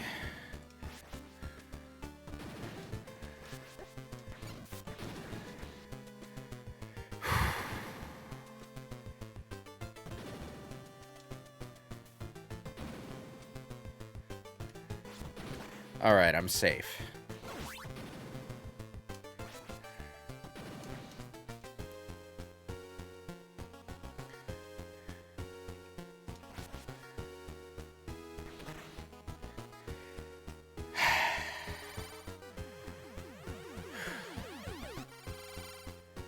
Serenity now.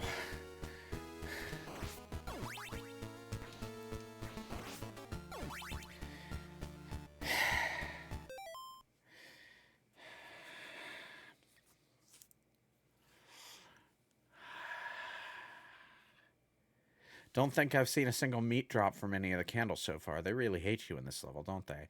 I don't think meat drops from candles at all in Castlevania 3. Or Castlevania 1, for that matter. It's all just wall meat. And I haven't really been checking for wall meat. I should probably do that. But, ah, damn it. They make you go through that whole auto-scroller section, too. Like, the checkpoint is way back here? Seriously? Ugh.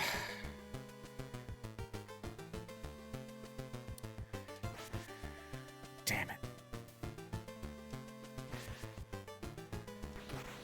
At least the ice spell only takes 1 heart.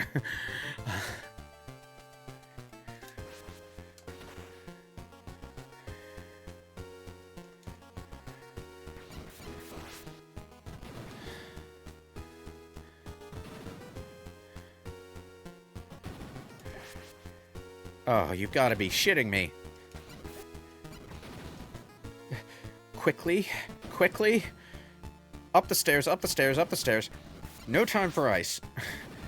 Just whack the thing in the shins.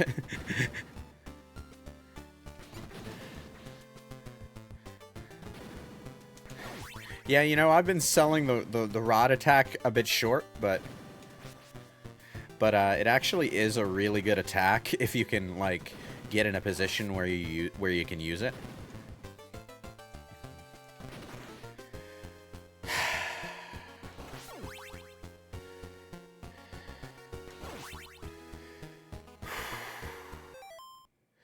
I know for a fact there wasn't wall meat in Simon's Quest. Only way to heal in that game was by visiting a church or by leveling up.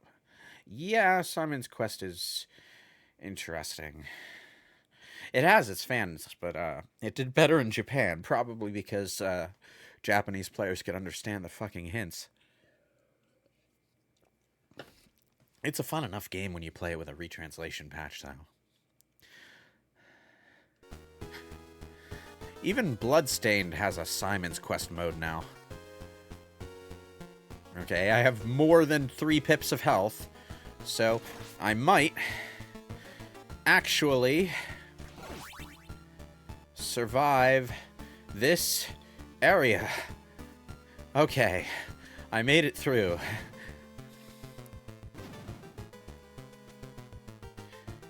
And you get fucked.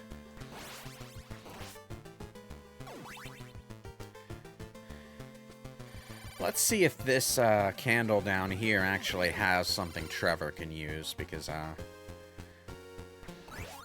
well, knife is better than no sub-weapon at all. It's a substantial enough addition that it's worth being DLC. Dominique's Revenge.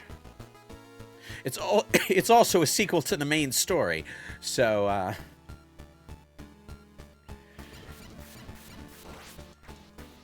okay.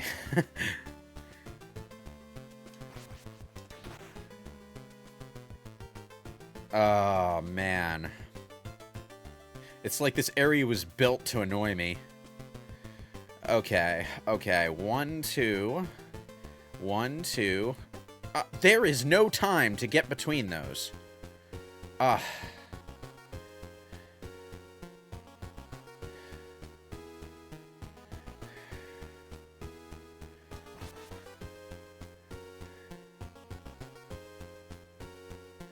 up, up, up, up, up, up, up. Sub-weapon. Bonk. Please tell me that was a checkpoint. Because I can't take this anymore.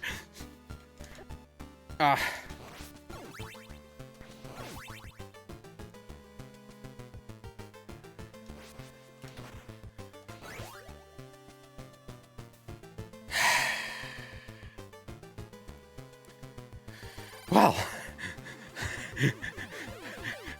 I lost the good spell.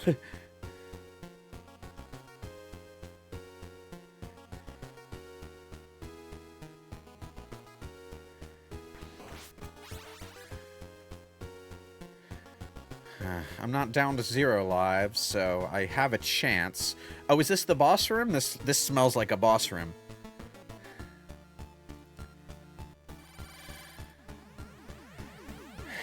Please tell me the checkpoint is here. It's the creature.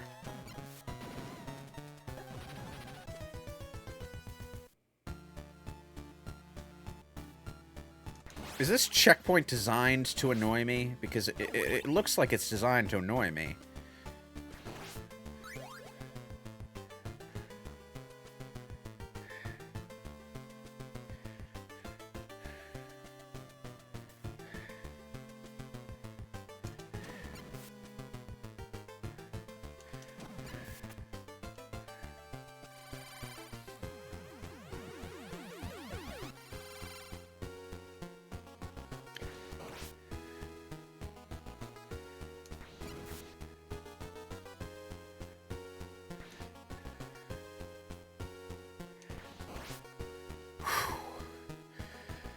Okay, so I need to go through... I smell like a boss... What the hell does that even mean?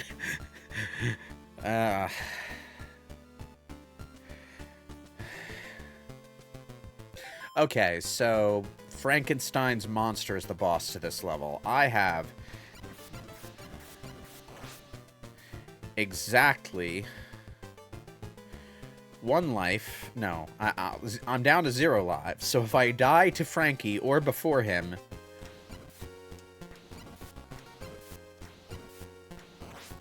Oh, I'm actually running out of time. Okay, 1, 1, 2, 2... The fuck? Do these guys even have a pattern?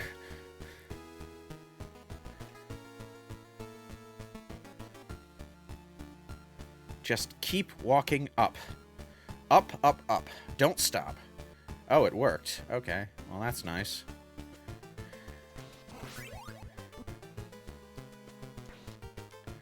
I have to deal with these freaking birds. Okay, this was a fire spell, so it's... That bird just dropped my weapon upgrade down a bottomless pit. God damn it. Ugh. Okay, well, I'm fully upgraded, so it doesn't matter. I thought the fire spell would be an axe for Trevor, but apparently it can turn out to be a, I was hoping I might get a 1-up from that, but oh well. Okay. I think Sypha's fire spell will be better than the axe for this particular fight. Ah, damn it. I wasted hearts. Ah, damn it. That hurts.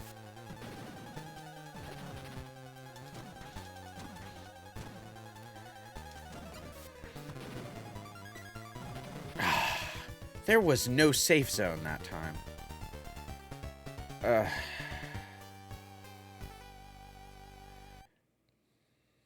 What are you doing? What are you doing, game? Why did you toss that upgrade down a pit?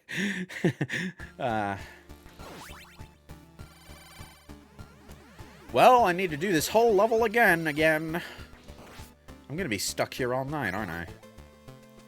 I mean, I have save states, so it's not like it's that much of an inconvenience. But, I would like to finish this sometime tonight.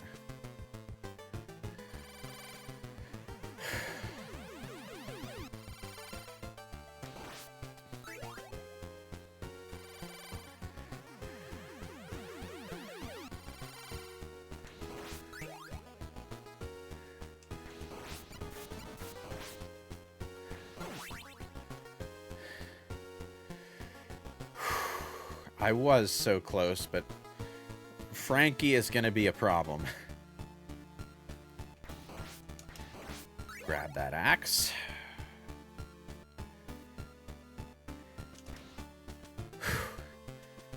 Watch this be the one time that I don't take major damage in this section. Nope.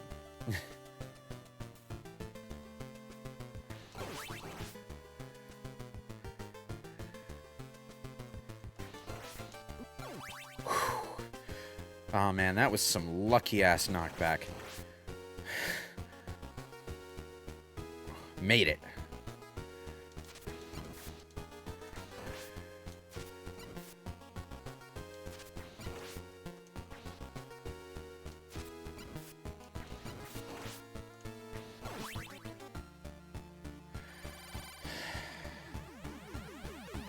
Let's see what spell I get from the cross candle.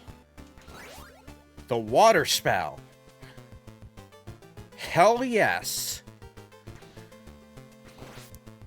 I'm actually gonna... Oh, damn it. I'm actually gonna keep the water spell, so I'm gonna switch back to Trevor.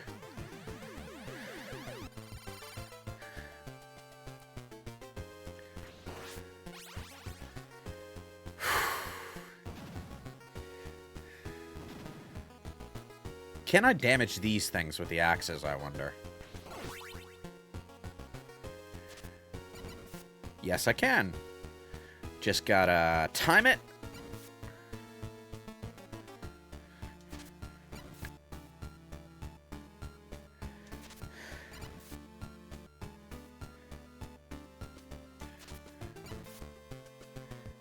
Is it actually doing damage, or is it just stunning them for a moment?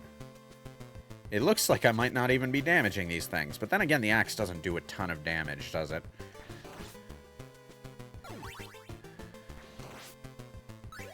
Well, holy water's not bad. Switch back to Sypha. Yeah, it looks like the ice is the only way to put an end to those things. Okay. That's fine, though, because I have water. That's going to make this whole section a hell of a lot easier.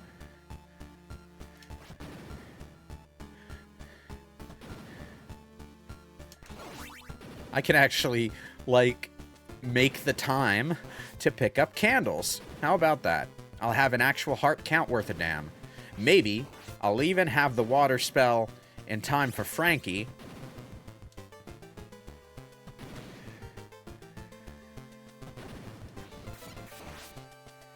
Damn it.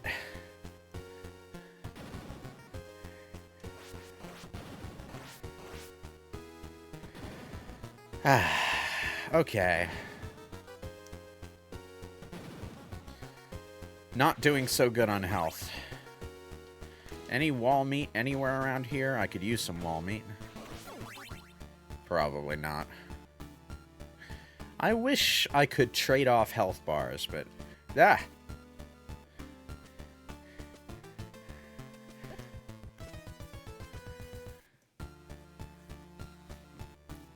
And now I can't go back to get the water spell. So I'm fucked. Gonna have to make do with ice.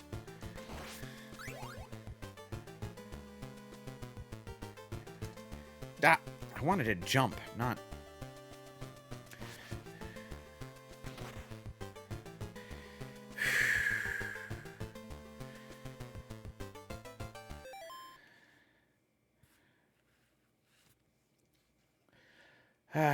I'm sorry, I keep having to pause the game and just take a moment.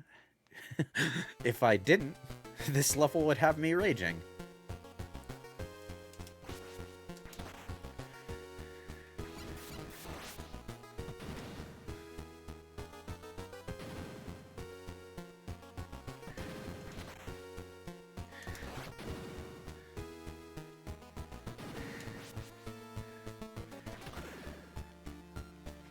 All right.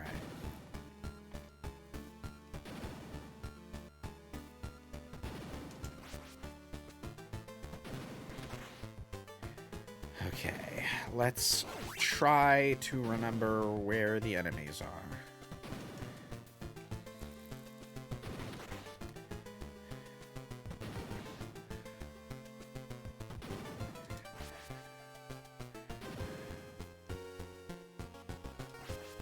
Bonk.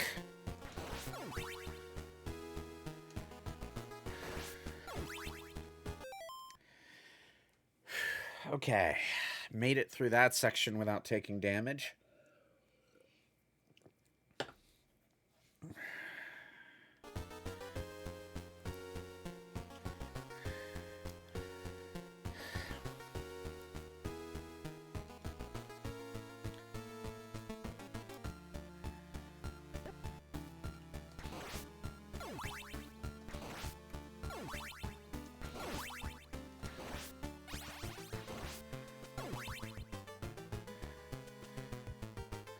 I wonder if there's wall meat down there.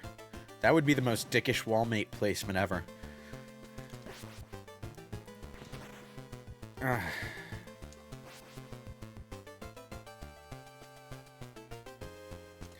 If I freeze the axe, it won't throw another one.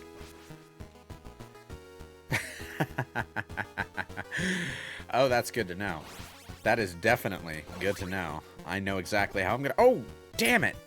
And now I don't have the ice spell. Great, wonderful. I was gonna say, I'm gonna freeze the axe and then just casually walk up the stairs and bonk him on the head. But oh well.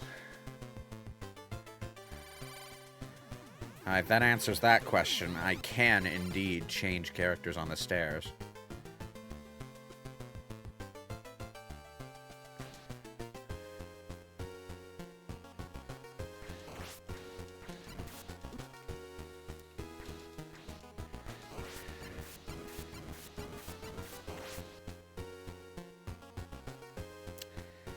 And I'm down to 0 lives again.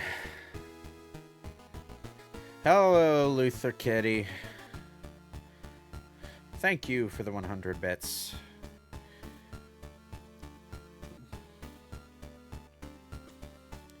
There's an extra life in the level after you unlock Grant. Oh, damn it. The level after you unlock... weapon upgrade. No! Ah! You dropped my weapon upgrade down a pit. Anyway, what was I saying? Yeah, there's a 1-up down the,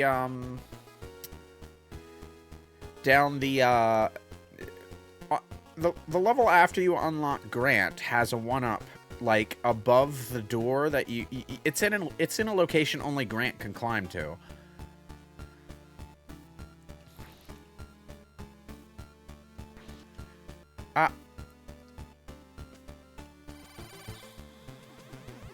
I need... There we go. That's super fast rod attack.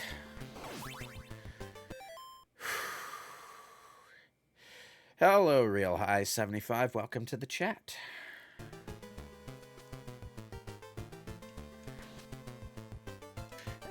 I wanted to use the fire spell, not walk up the goddamn stairs.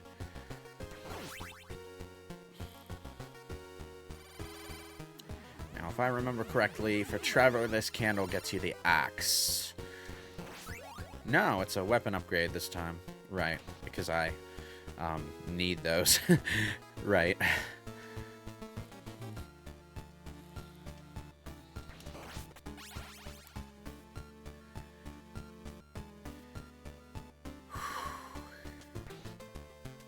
Wall meat, please. No wall meat. Okay.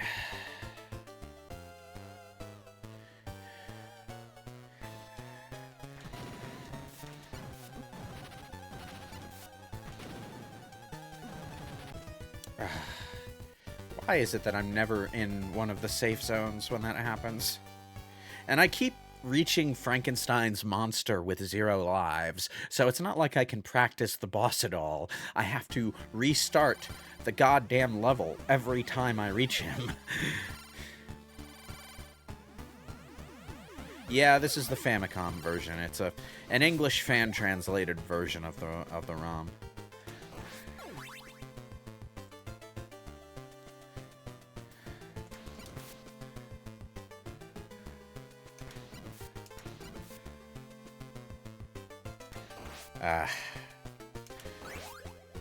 I forgot to switch to Sypha. Oh well.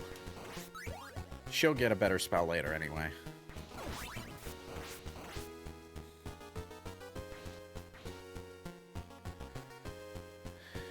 No less ulcer-inducing. Yeah, pretty much.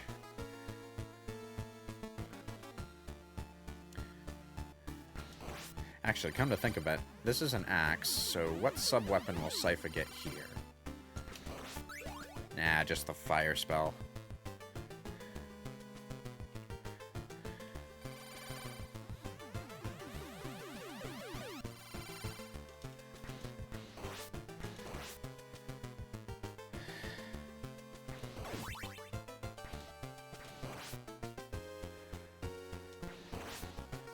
Gotcha.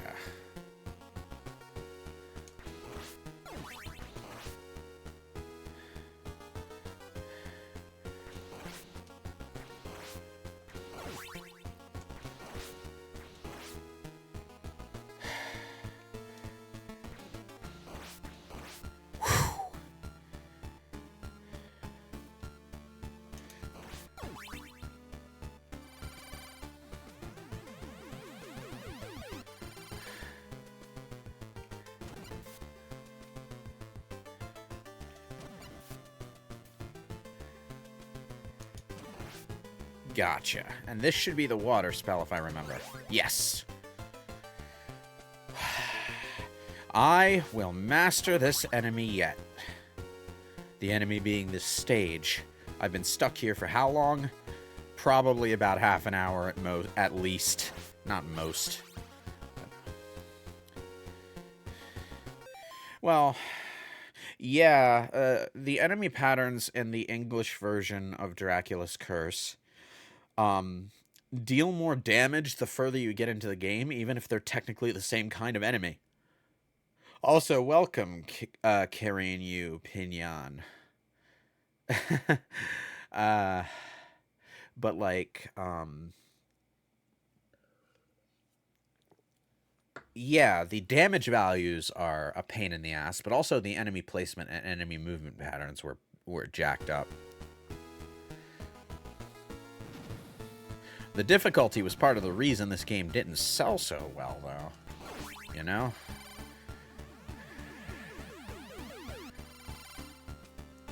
In both regions, even. I'll take that holy water, thank you. Nice. Alright. Time to cheese it. I really, really, really want to get to Frankenstein's monster with the water spell this time, because I feel like that would just steamroller the whole thing.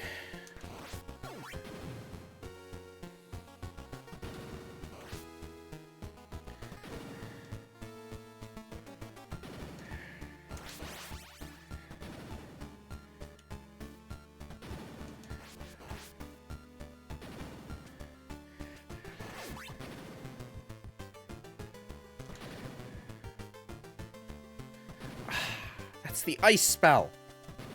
Damn it.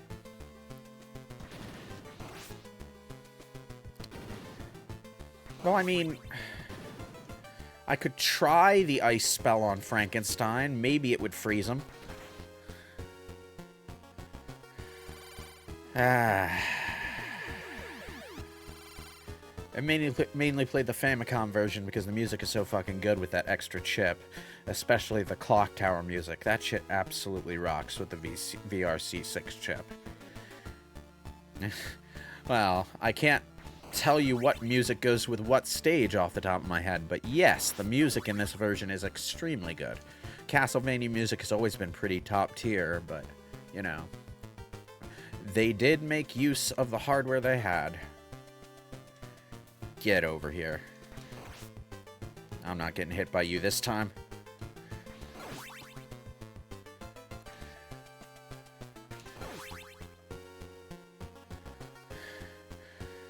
Okay.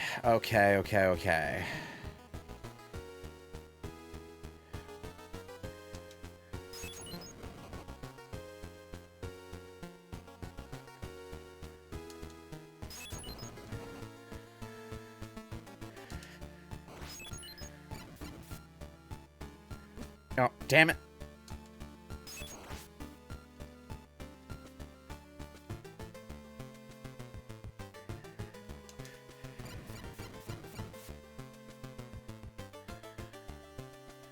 Come a little closer. Ah, damn it.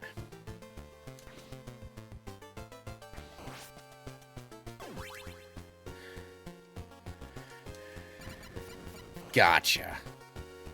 Ooh, a double shot. Oh! I paused for just a beat too long and I missed it. Classic mistake, really.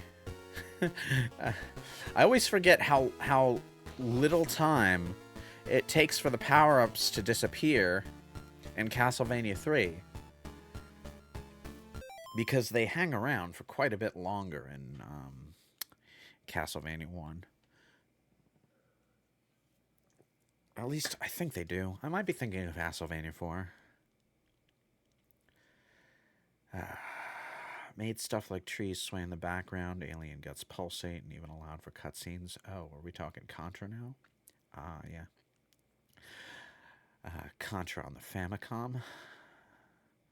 Yeah. Some Famicom games did have some slightly better graphics going on. I wonder why they felt the need to release a slightly stripped down version of the same console for our market. Was it like just because of the video game crash that they decided to price it a bit lower? Probably.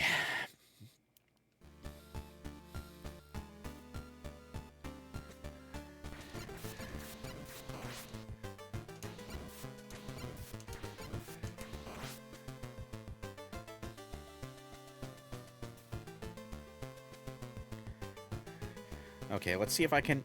nah, didn't make it. Those two goddamn...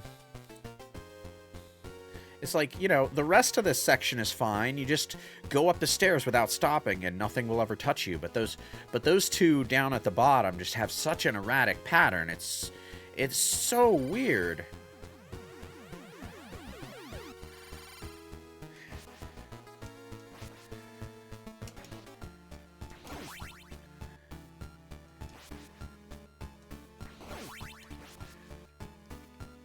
Bonk.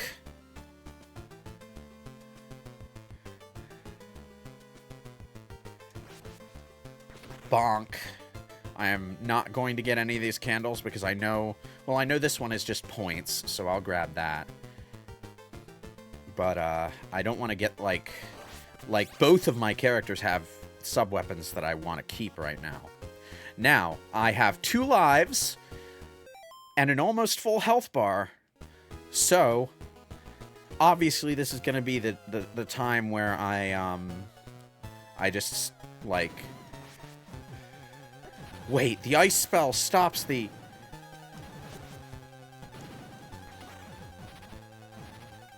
Okay, holy water, go.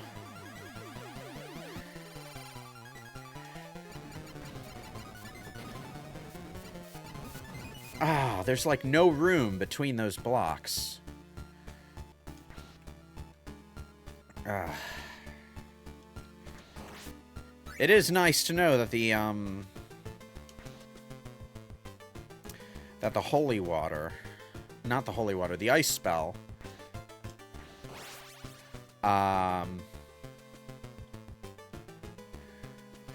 the ice spell, it freezes the blocks as they fall at you, so you can use that to defend yourself.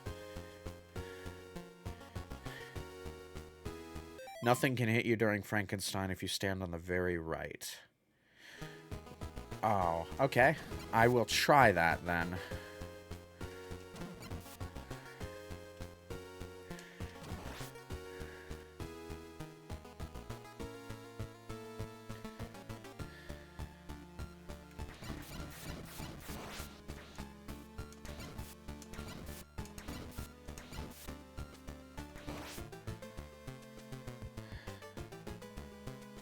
Go, go, go, go. Ah, it hit me.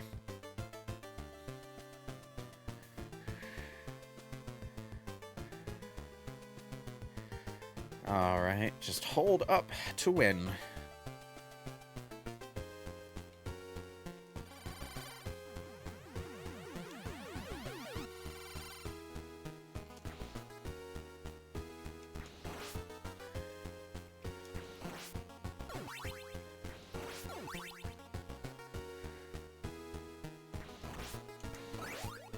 Alright, got the axe, got the weapon upgrade.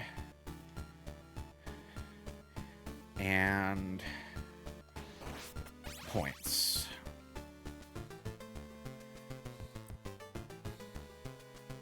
Do those skeleton heads have a name? What, the Bone Towers? I don't know if that's the official name, but I just call them the Bone Towers. Konami, yeah, Konami had to do a lot of shit in the West to get around the American Nintendo BS, for example, forming a subsidiary called Ultra Games to get around Nintendo's game publishing limit. Right. I forgot about all the weird stuff they had going on. Although the game's publishing limit is probably not as stupid as it seems, because one of the reasons for the video game crash was that there was so much shovelware on the Atari. Just... You know, the Nintendo Switch could use a publishing limit right now with all those AI-generated image puzzle games.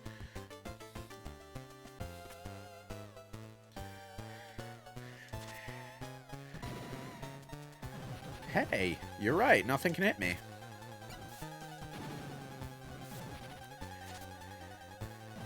Although...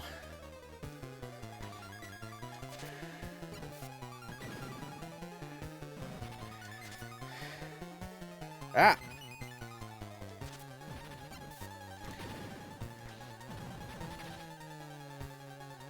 Oh, I'm out of hearts. God damn it. Well, oh!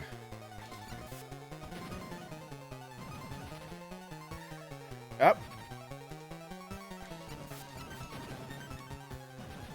Ah!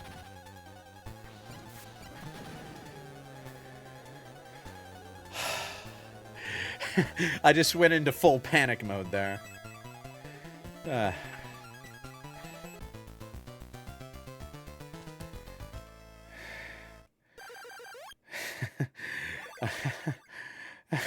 It's over. It's done. Just insert the Frodo meme here.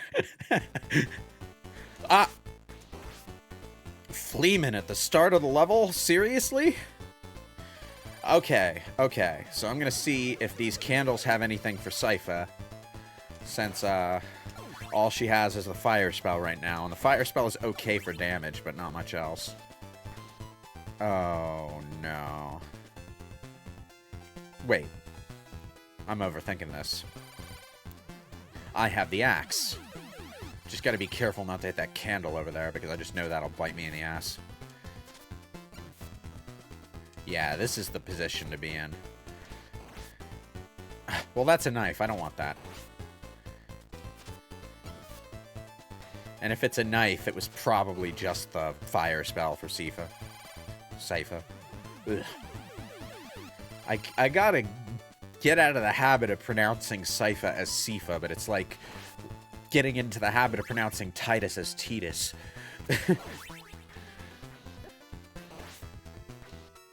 No all meat? Damn.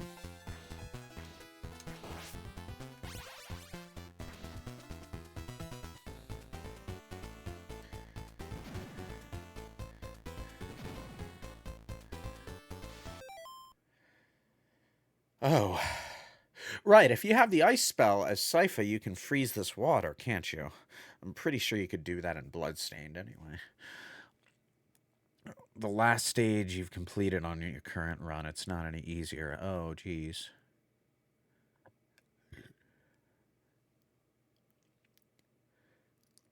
Let me see. Well, you know, in Final Fantasy XIV, there's this punny main quest thing where there's this blowhard adventurer who claims to have beaten the Primal Titan, except they keep calling it Titus. That's a pun that only works with the old, like, American mistranslation of Titus. So, oh god, Fleeman. You know, now I understand the erratic movement mentioned with the NES version. I forgot sometimes these assholes are a thing. Yeah, the enemies aren't as limited in terms of mobility as they oh, Jesus.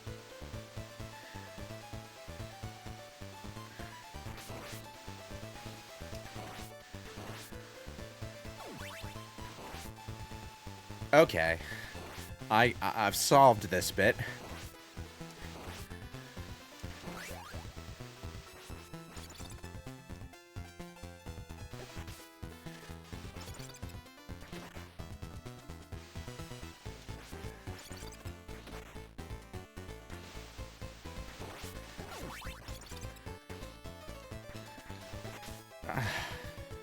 Okay, so freezing the water lasts, like, no time at all, which is not great.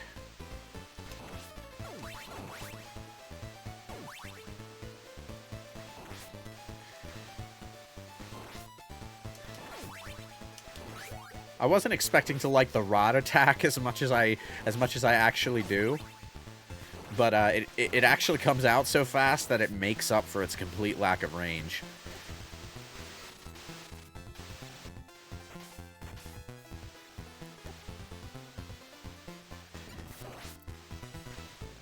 What am I doing? I have the ice spell. I lost way too much health in that section. You can't shatter the frozen water. I might have been getting my wires crossed with Bloodstained. Yeah, probably.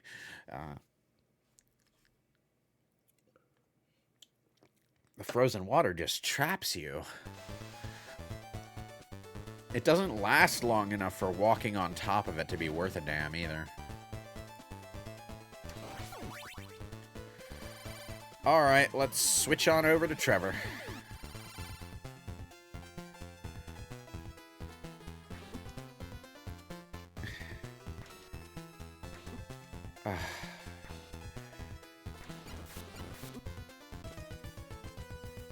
The delay on that whip attack is killing me.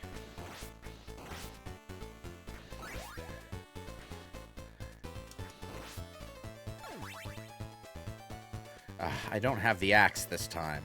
Damn it. That means I gotta fight this guy the normal way? Seriously?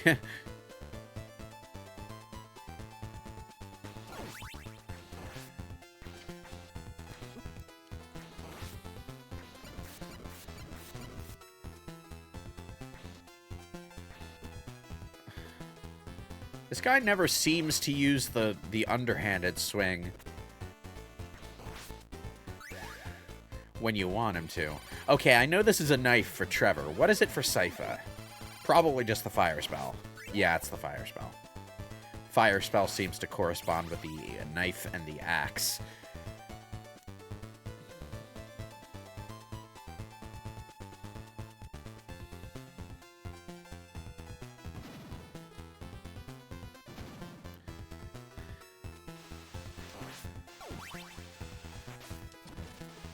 Ah, damn. They're too low. Okay.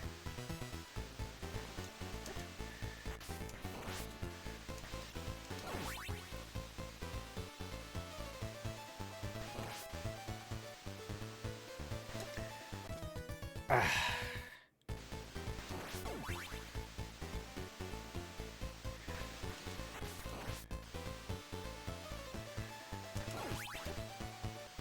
Stupid birds.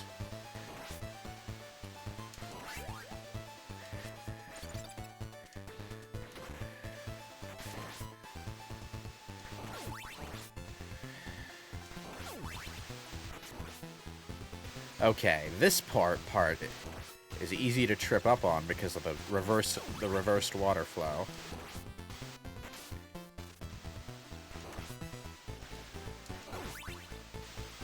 Ah, damn it.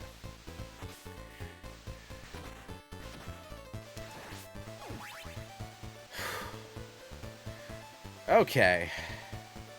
Switch back to Trevor. He needs his whip upgrades. The whip upgrades are half the reason I play as Trevor at all in this playthrough. Because I want to get his whip upgrades so that he can fight decent.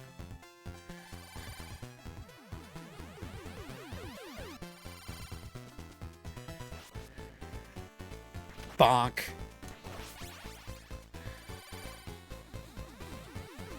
I like this theme.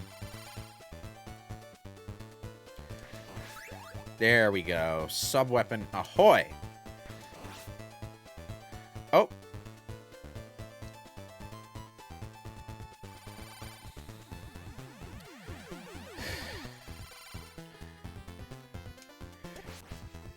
Oh, you son of a mother.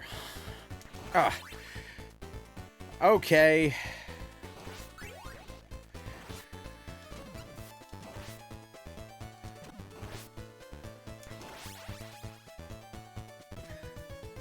I swear I pushed jump.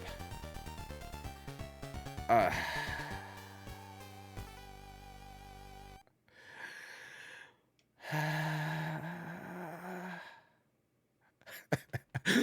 allotted myself 4 hours for this live stream. It's looking like it's gonna take more than that, though.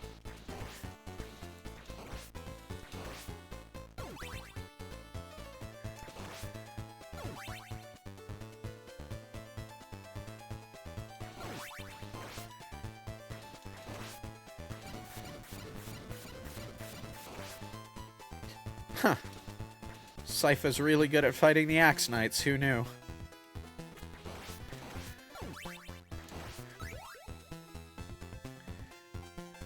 I think those monsters that come out of the water are Sahagin, and the D&D nerd in me is confused because I can't think of any Sahagin that breathe fire.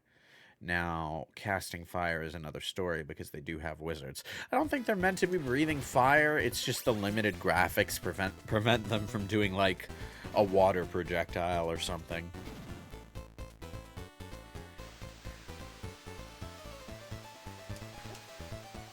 Damn it.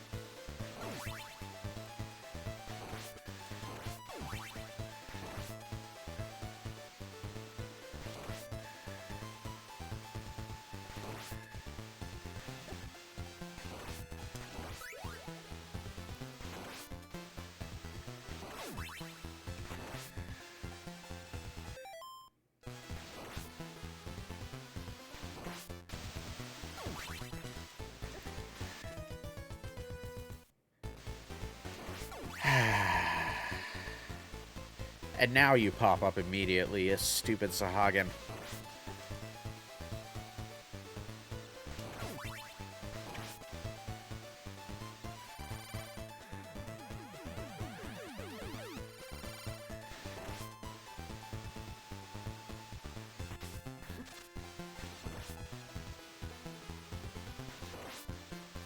Okay, this is going to be the ice spell, which I actually kind of want.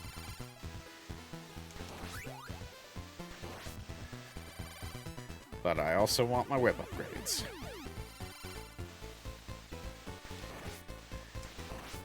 There we go.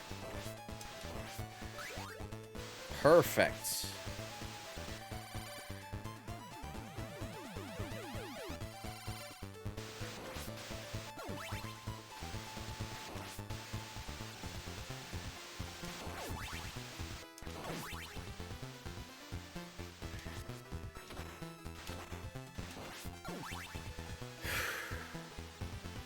Speaking of D&D, I made Butters from South Park a paladin for the campaign I'm in. I'm drawing a blank on what Butters is. Now that I'm thinking about it. Finally got around to playing Mass Effect, and now I'm on the final home stretch for ME3. Oh, hell yes. Good job. That is a hell of a long gaming experience, playing the whole trilogy. Mass Effect 3 is a bit narratively disappointing, but I find it's a really excellent game on its own merits.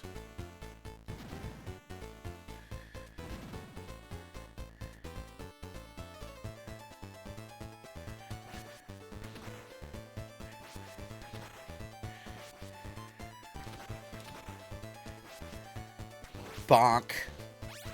Wait, what? How did I miss that? Come on.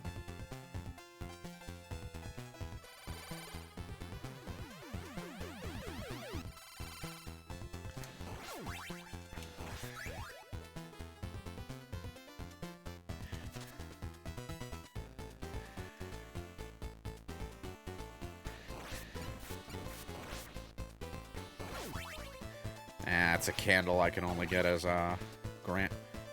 Why have I not run into, like, any wall meat? Okay. Oh, Tales of Grace's F's remaster came out? Excellent. I actually have it on PS3, so I'm not in a super big rush to get the remaster, but it would be nice to have it on Switch.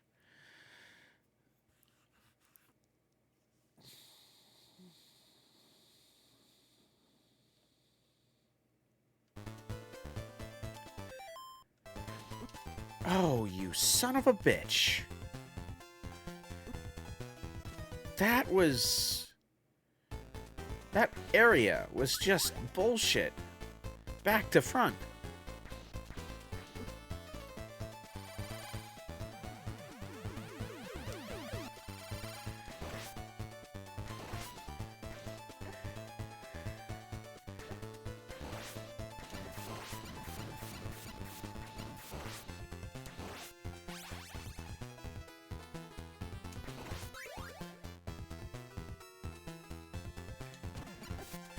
The fire spell doesn't...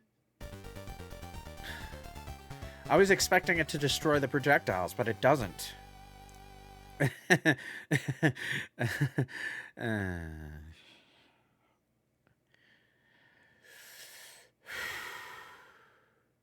Have we talked about the Switch 2 yet? Well, they have in the chat. I don't know much about it other than, hey, it's just a better Switch.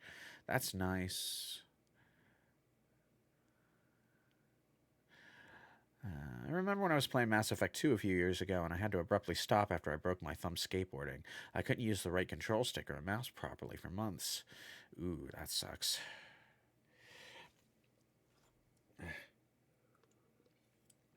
It especially sucks in a shooter where you need both the control sticks at all times.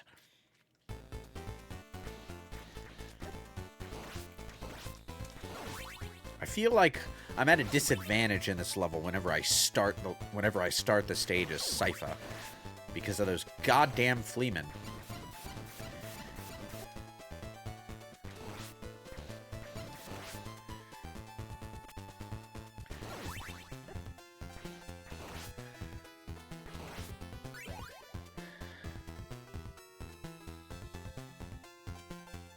Never watched Common Rider builds. The only Common Riders that I have any, like, real working knowledge of are O's and 4s and Double, which are all really good, by the way.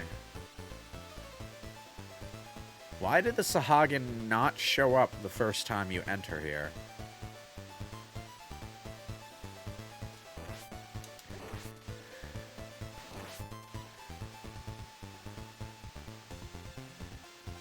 You know what?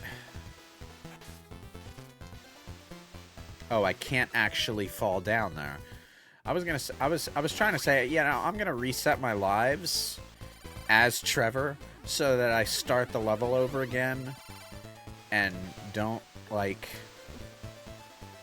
But there's no bottomless pit here. There's no convenient bottomless pit that I can just jump into. So I gotta just, like, get hit over and over again, I guess. I'm doing a remarkable job of not getting hit, jumping like a maniac through that section.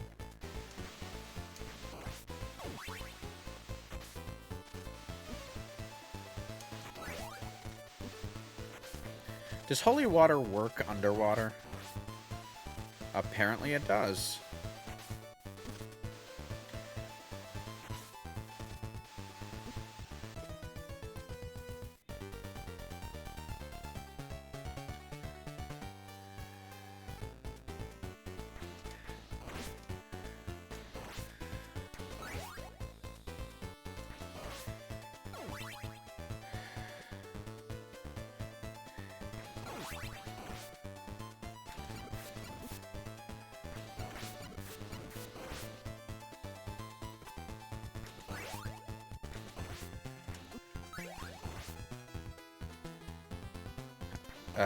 The enemy placement in this at the beginning of this level is like just perfect.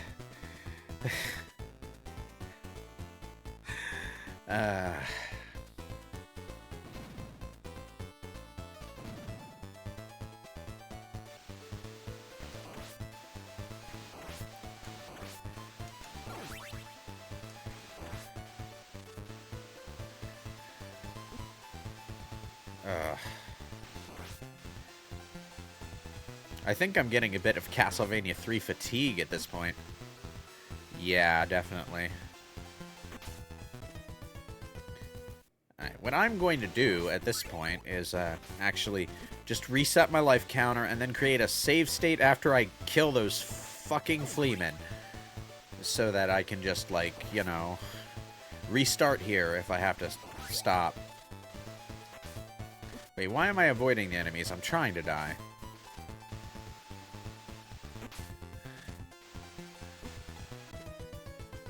I think I might have missed out because it has Dragon Knight in the title. What? Oh,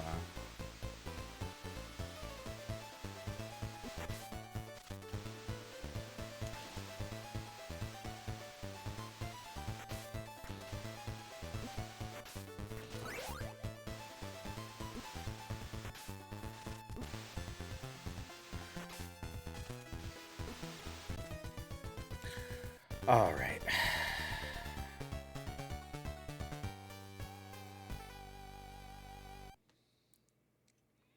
I think it was, yes, Shift F1. Okay. I was just trying to remember the keyboard shortcut, because I almost never use keyboard shortcuts for things. But I'm in full screen, and I don't want to leave full screen.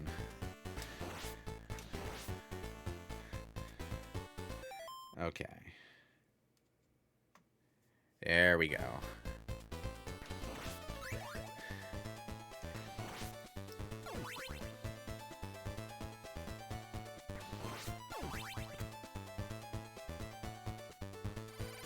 Alright, let's switch to Sypha.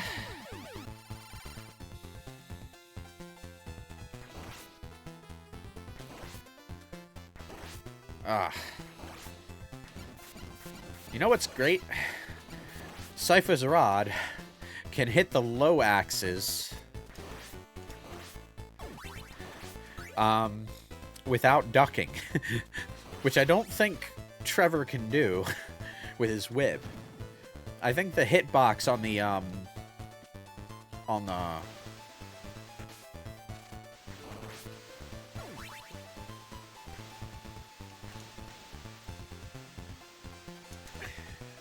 I think the hitbox on the rod is vertically wider, which I guess would just be taller, wouldn't it?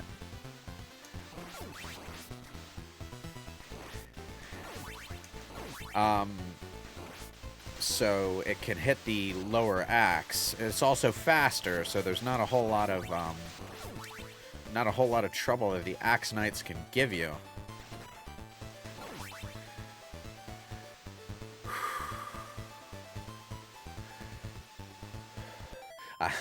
I need to take a minute again. Oh God, Castlevania III. What a game. I mean, I'm enjoying it. It's not like it's a challenge that's like actively unfun to engage with. It's mostly frustrating in the sense that I'm on a live stream and the many, many retries at the same stage are taking up a whole lot of time.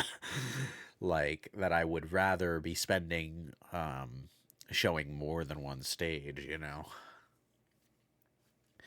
This is how I've been feeling with Shadow Generations. What?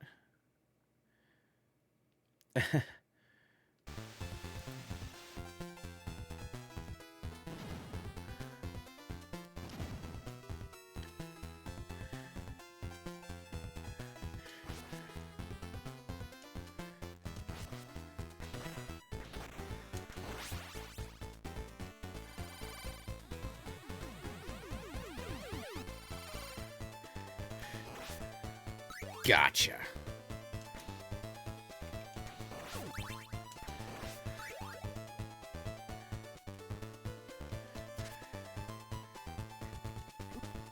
Damn it. Right. Ice spell, here we go. Bonk.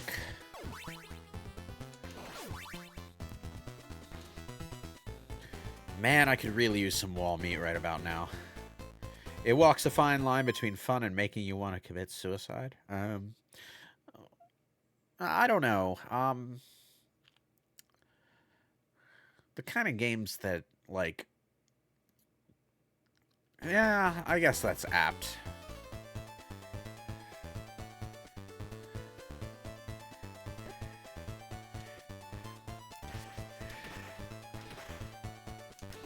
I have exactly 1 pip of health left. Great.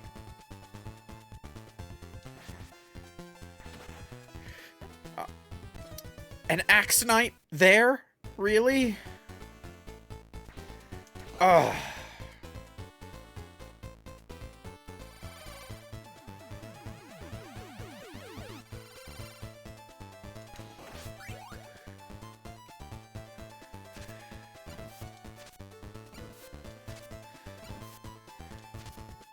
The great thing about the Axe Knights is that they keep the perfect distance from you, so that you don't have to worry about them leaving the range of the axe sub-weapon.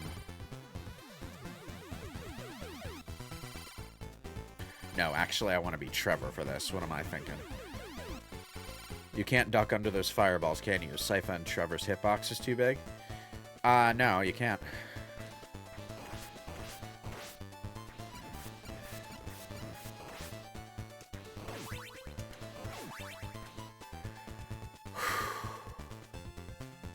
Keep walking. There we go. Oh, you...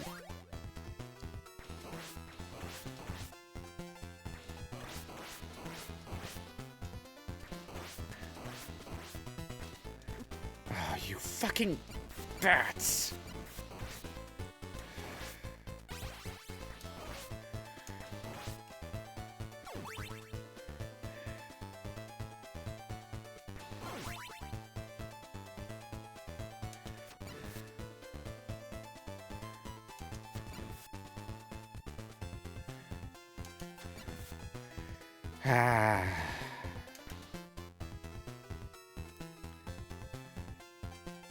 If I just had a slightly longer whip.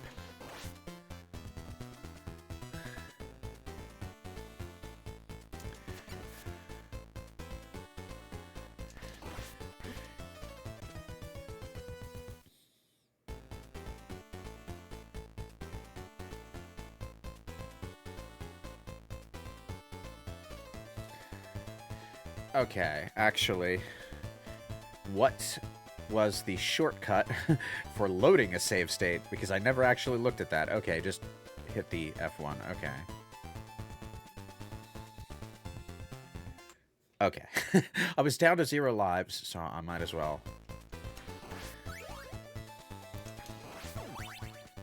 That axe armor is placed in the most dickish possible place. Oh, no. Oh, no, no. I wasted hearts. I want those hearts.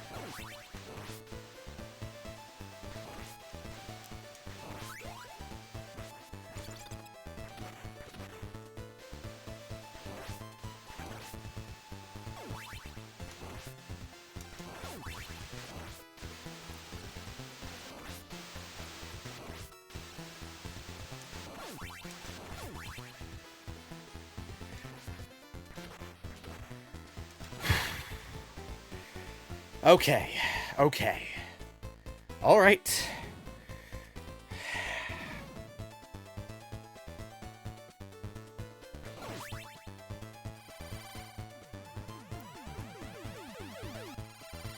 Let's...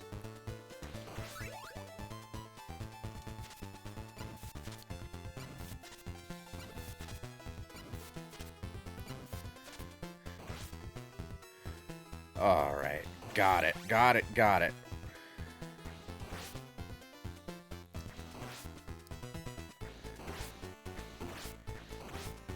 Man, the timing on that was... Did you see that bullshit? My momentum when being knocked back was killed, and then it picked up again. Just in time to send me down the pit. Uh...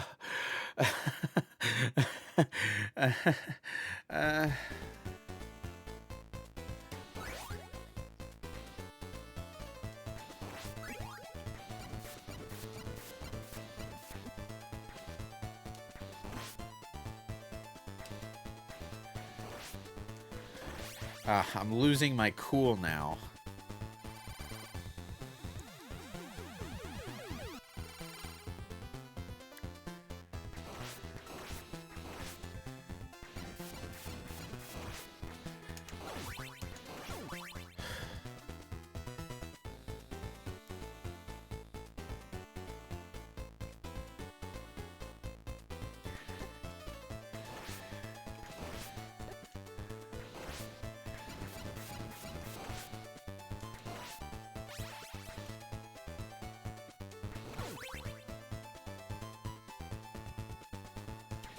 At least they have the courtesy not to spawn bats when you're here.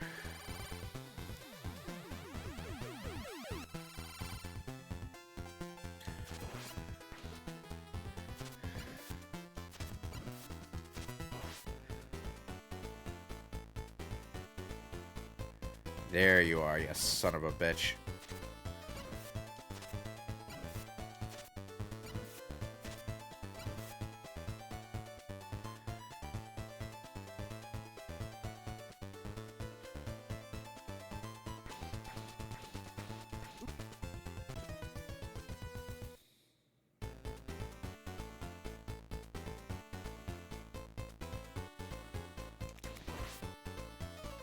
These stupid Axe Knights always, and I mean always, use the underhanded throw at the worst possible moment.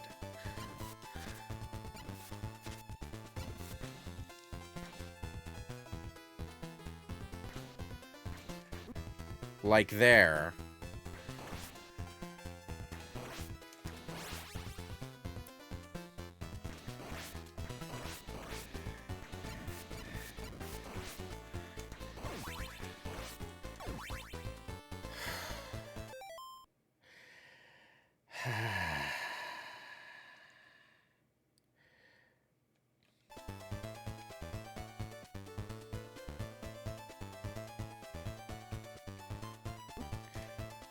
Saved by the knockback.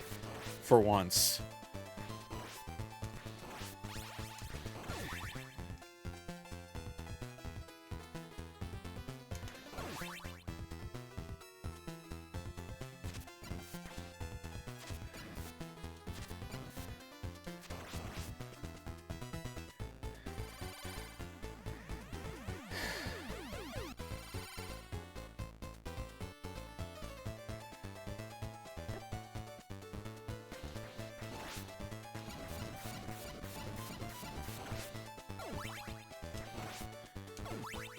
Sypha Belnades for the win.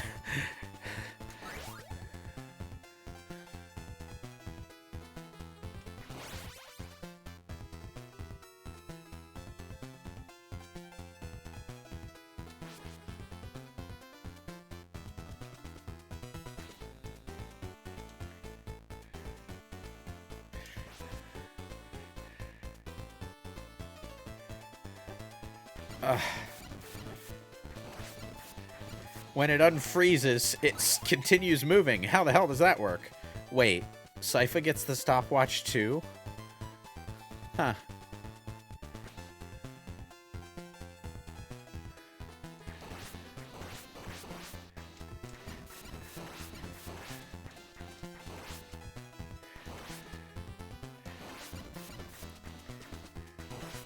I have no hearts, so I can't actually use the stop. Oh, you son of a bitch.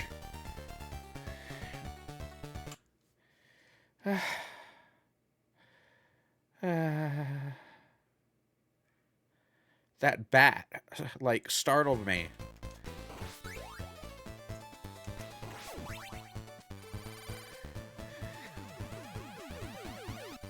I was inches from it? Wait, I was at the end of the level? That was the end of the level?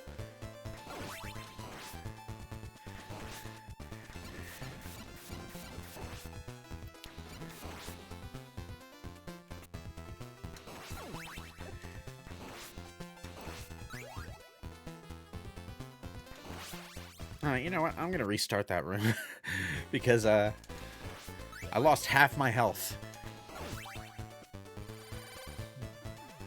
Wait. There was... Oh, there was wall meat. Right, okay.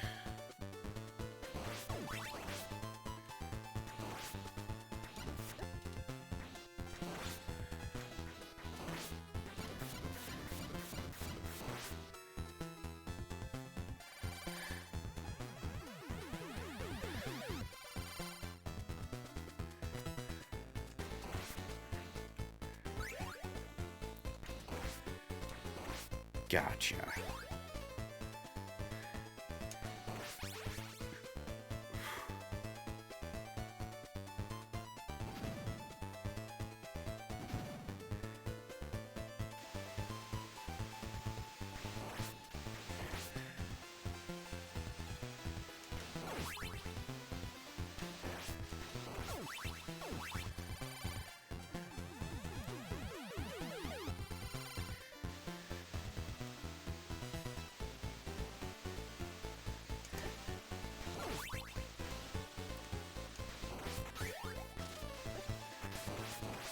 It is a little difficult sometimes to time the attacks on those birds.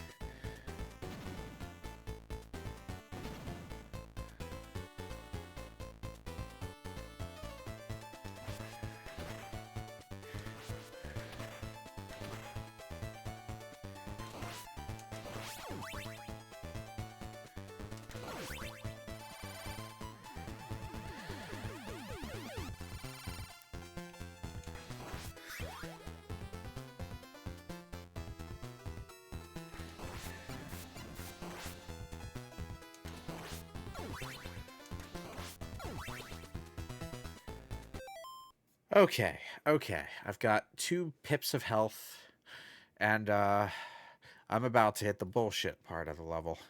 Well, the slightly more bullshit part of the level. Hold down, don't stop walking, otherwise the bat sucker punches you.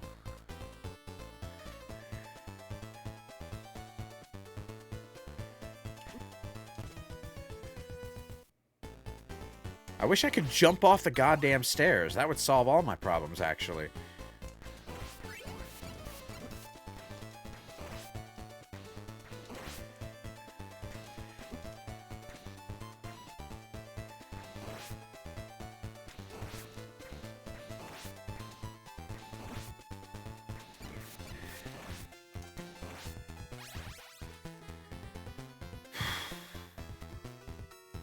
Two health and a dream. Yeah, that was a dream, all right.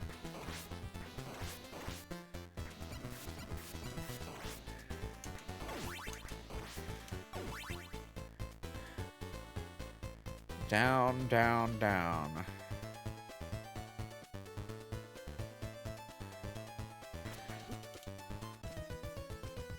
The delay on the whip was what killed me there. Back to the start.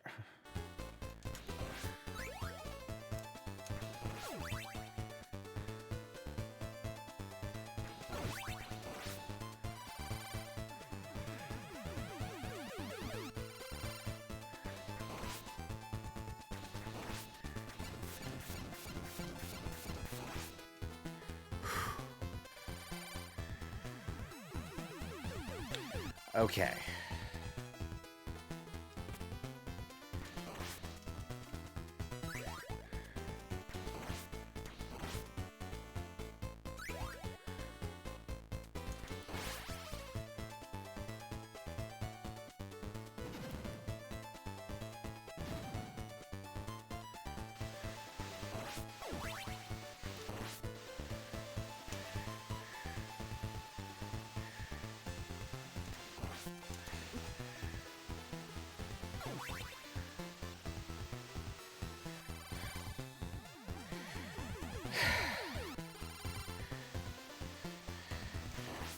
In retrospect, maybe I should have picked a game that's easier to talk while playing. But, you know, it's Castlevania. Hard as balls. And, that's just kind of like a fact of life. Like, the sky is blue, you know?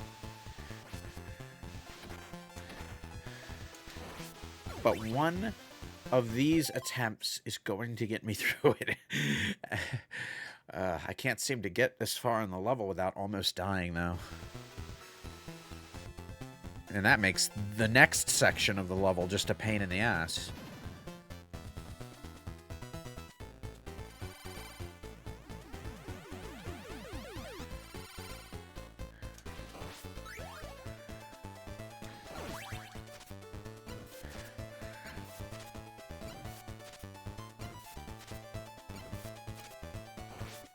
And that's that.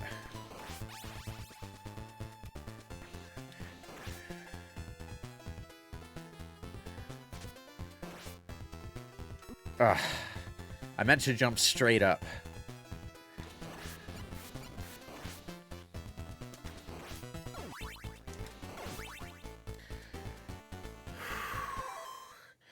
Okay. All right. It is 8 p.m. And that means we've been going for 3 hours. Jesus Christ. I'm going to keep trying at this level. And if I can't make it in a few more attempts, I'm going to end the stream and pick this up next week. But on Sunday, I have a Morrowind stream planned. I'm looking forward to that, and it will probably involve fewer headaches. Avoid the sucker punch from the bat. Ugh.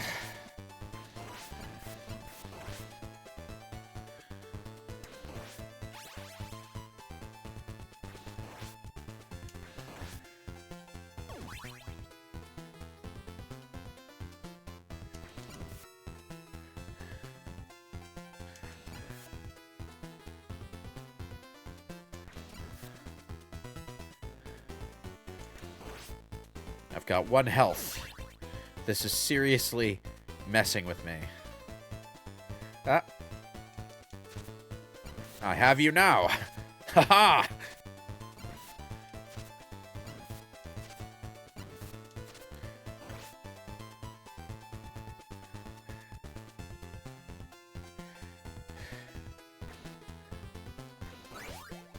Holy water, huh? Please tell me that this is a checkpoint.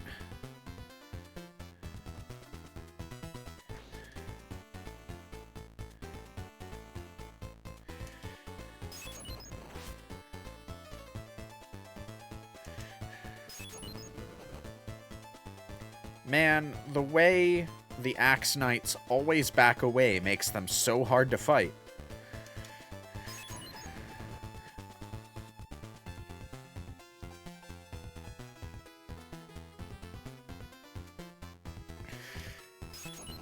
Trying to nail it with holy water, but it's not happening.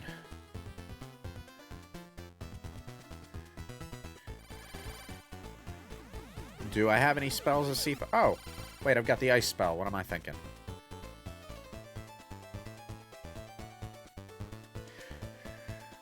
Damn it.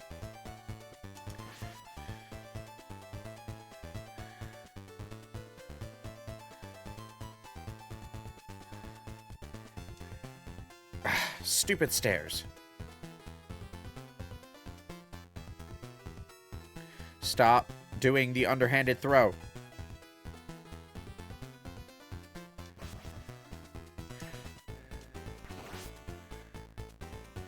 Thank you. I was trying to get it while I was still close. The thing keeps backing out of range of the freeze attack, see? All I can catch is the axe. And to lure it back...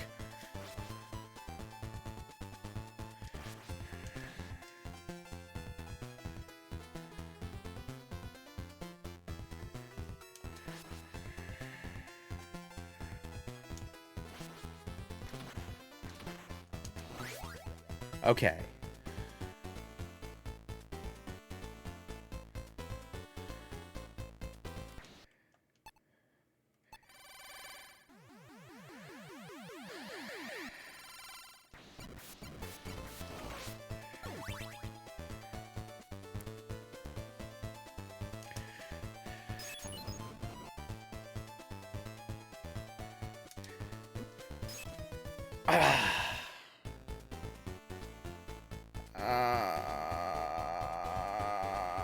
Okay.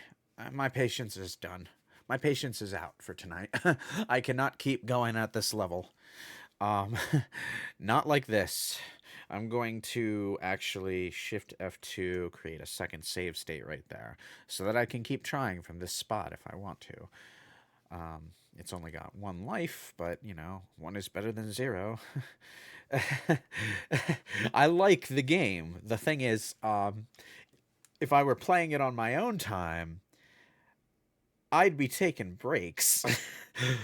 In between all these, like, incessant retries. Like, I would pause the game and just walk away, go outside, touch some grass, you know, that whole shtick. I can't do it all in one go without driving myself crazy.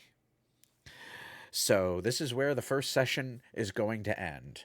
The goddamn Axe Knights have stymied our progress, but hopefully next week we will come back refreshed, full of energy, and I don't know,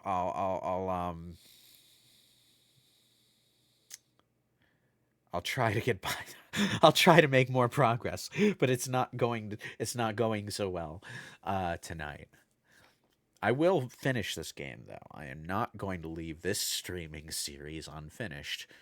I mean, I'm pretty sure that from here we've got maybe a couple stages left until Dracula. Not much more. I don't think classic Castlevania games go much longer than 8 stages. full of a mixture of Mountain Dew and vodka. Well, I could do without the vodka, but Mountain Dew sounds all right. Mountain Dew is a gamer drink. I get. Yeah, okay. It tastes fine. Why Doritos, though? What's with the Doritos? Why is Doritos the gamer chip? Why would you specifically pick a chip that gets cheese dust all over your fingers while you're holding a controller? Makes no goddamn sense. There are plenty of chips out there that don't do that, but you pick one of the ones that does. Why? Goldfish are the superior gaming snack. Yes! Oh, sorry about that. Anyway, I'm going to end the stream for tonight. Thank you all for tuning in. I will be back on Sunday at 5 p.m., unless I need to reschedule for something, and we will be playing Morrowind. I already have a character figured out, so we won't be spending 6 hours in character creation or anything. I'm just going to recreate my sword dancer. And I already have all the stats and stuff figured out, and how she's going to roll through the beginning areas of the game. I am going to actually try to do the Thieves Guild and the Fighters Guild, which I didn't manage to do last time because I was playing blind and locked myself out of the Thieves Guild. But yeah, that is going to be fun. I'm looking forward to that. I don't know what day I will play Castlevania 3 next, but I will definitely try for it. Thank you all for coming. Have a good night. And take care.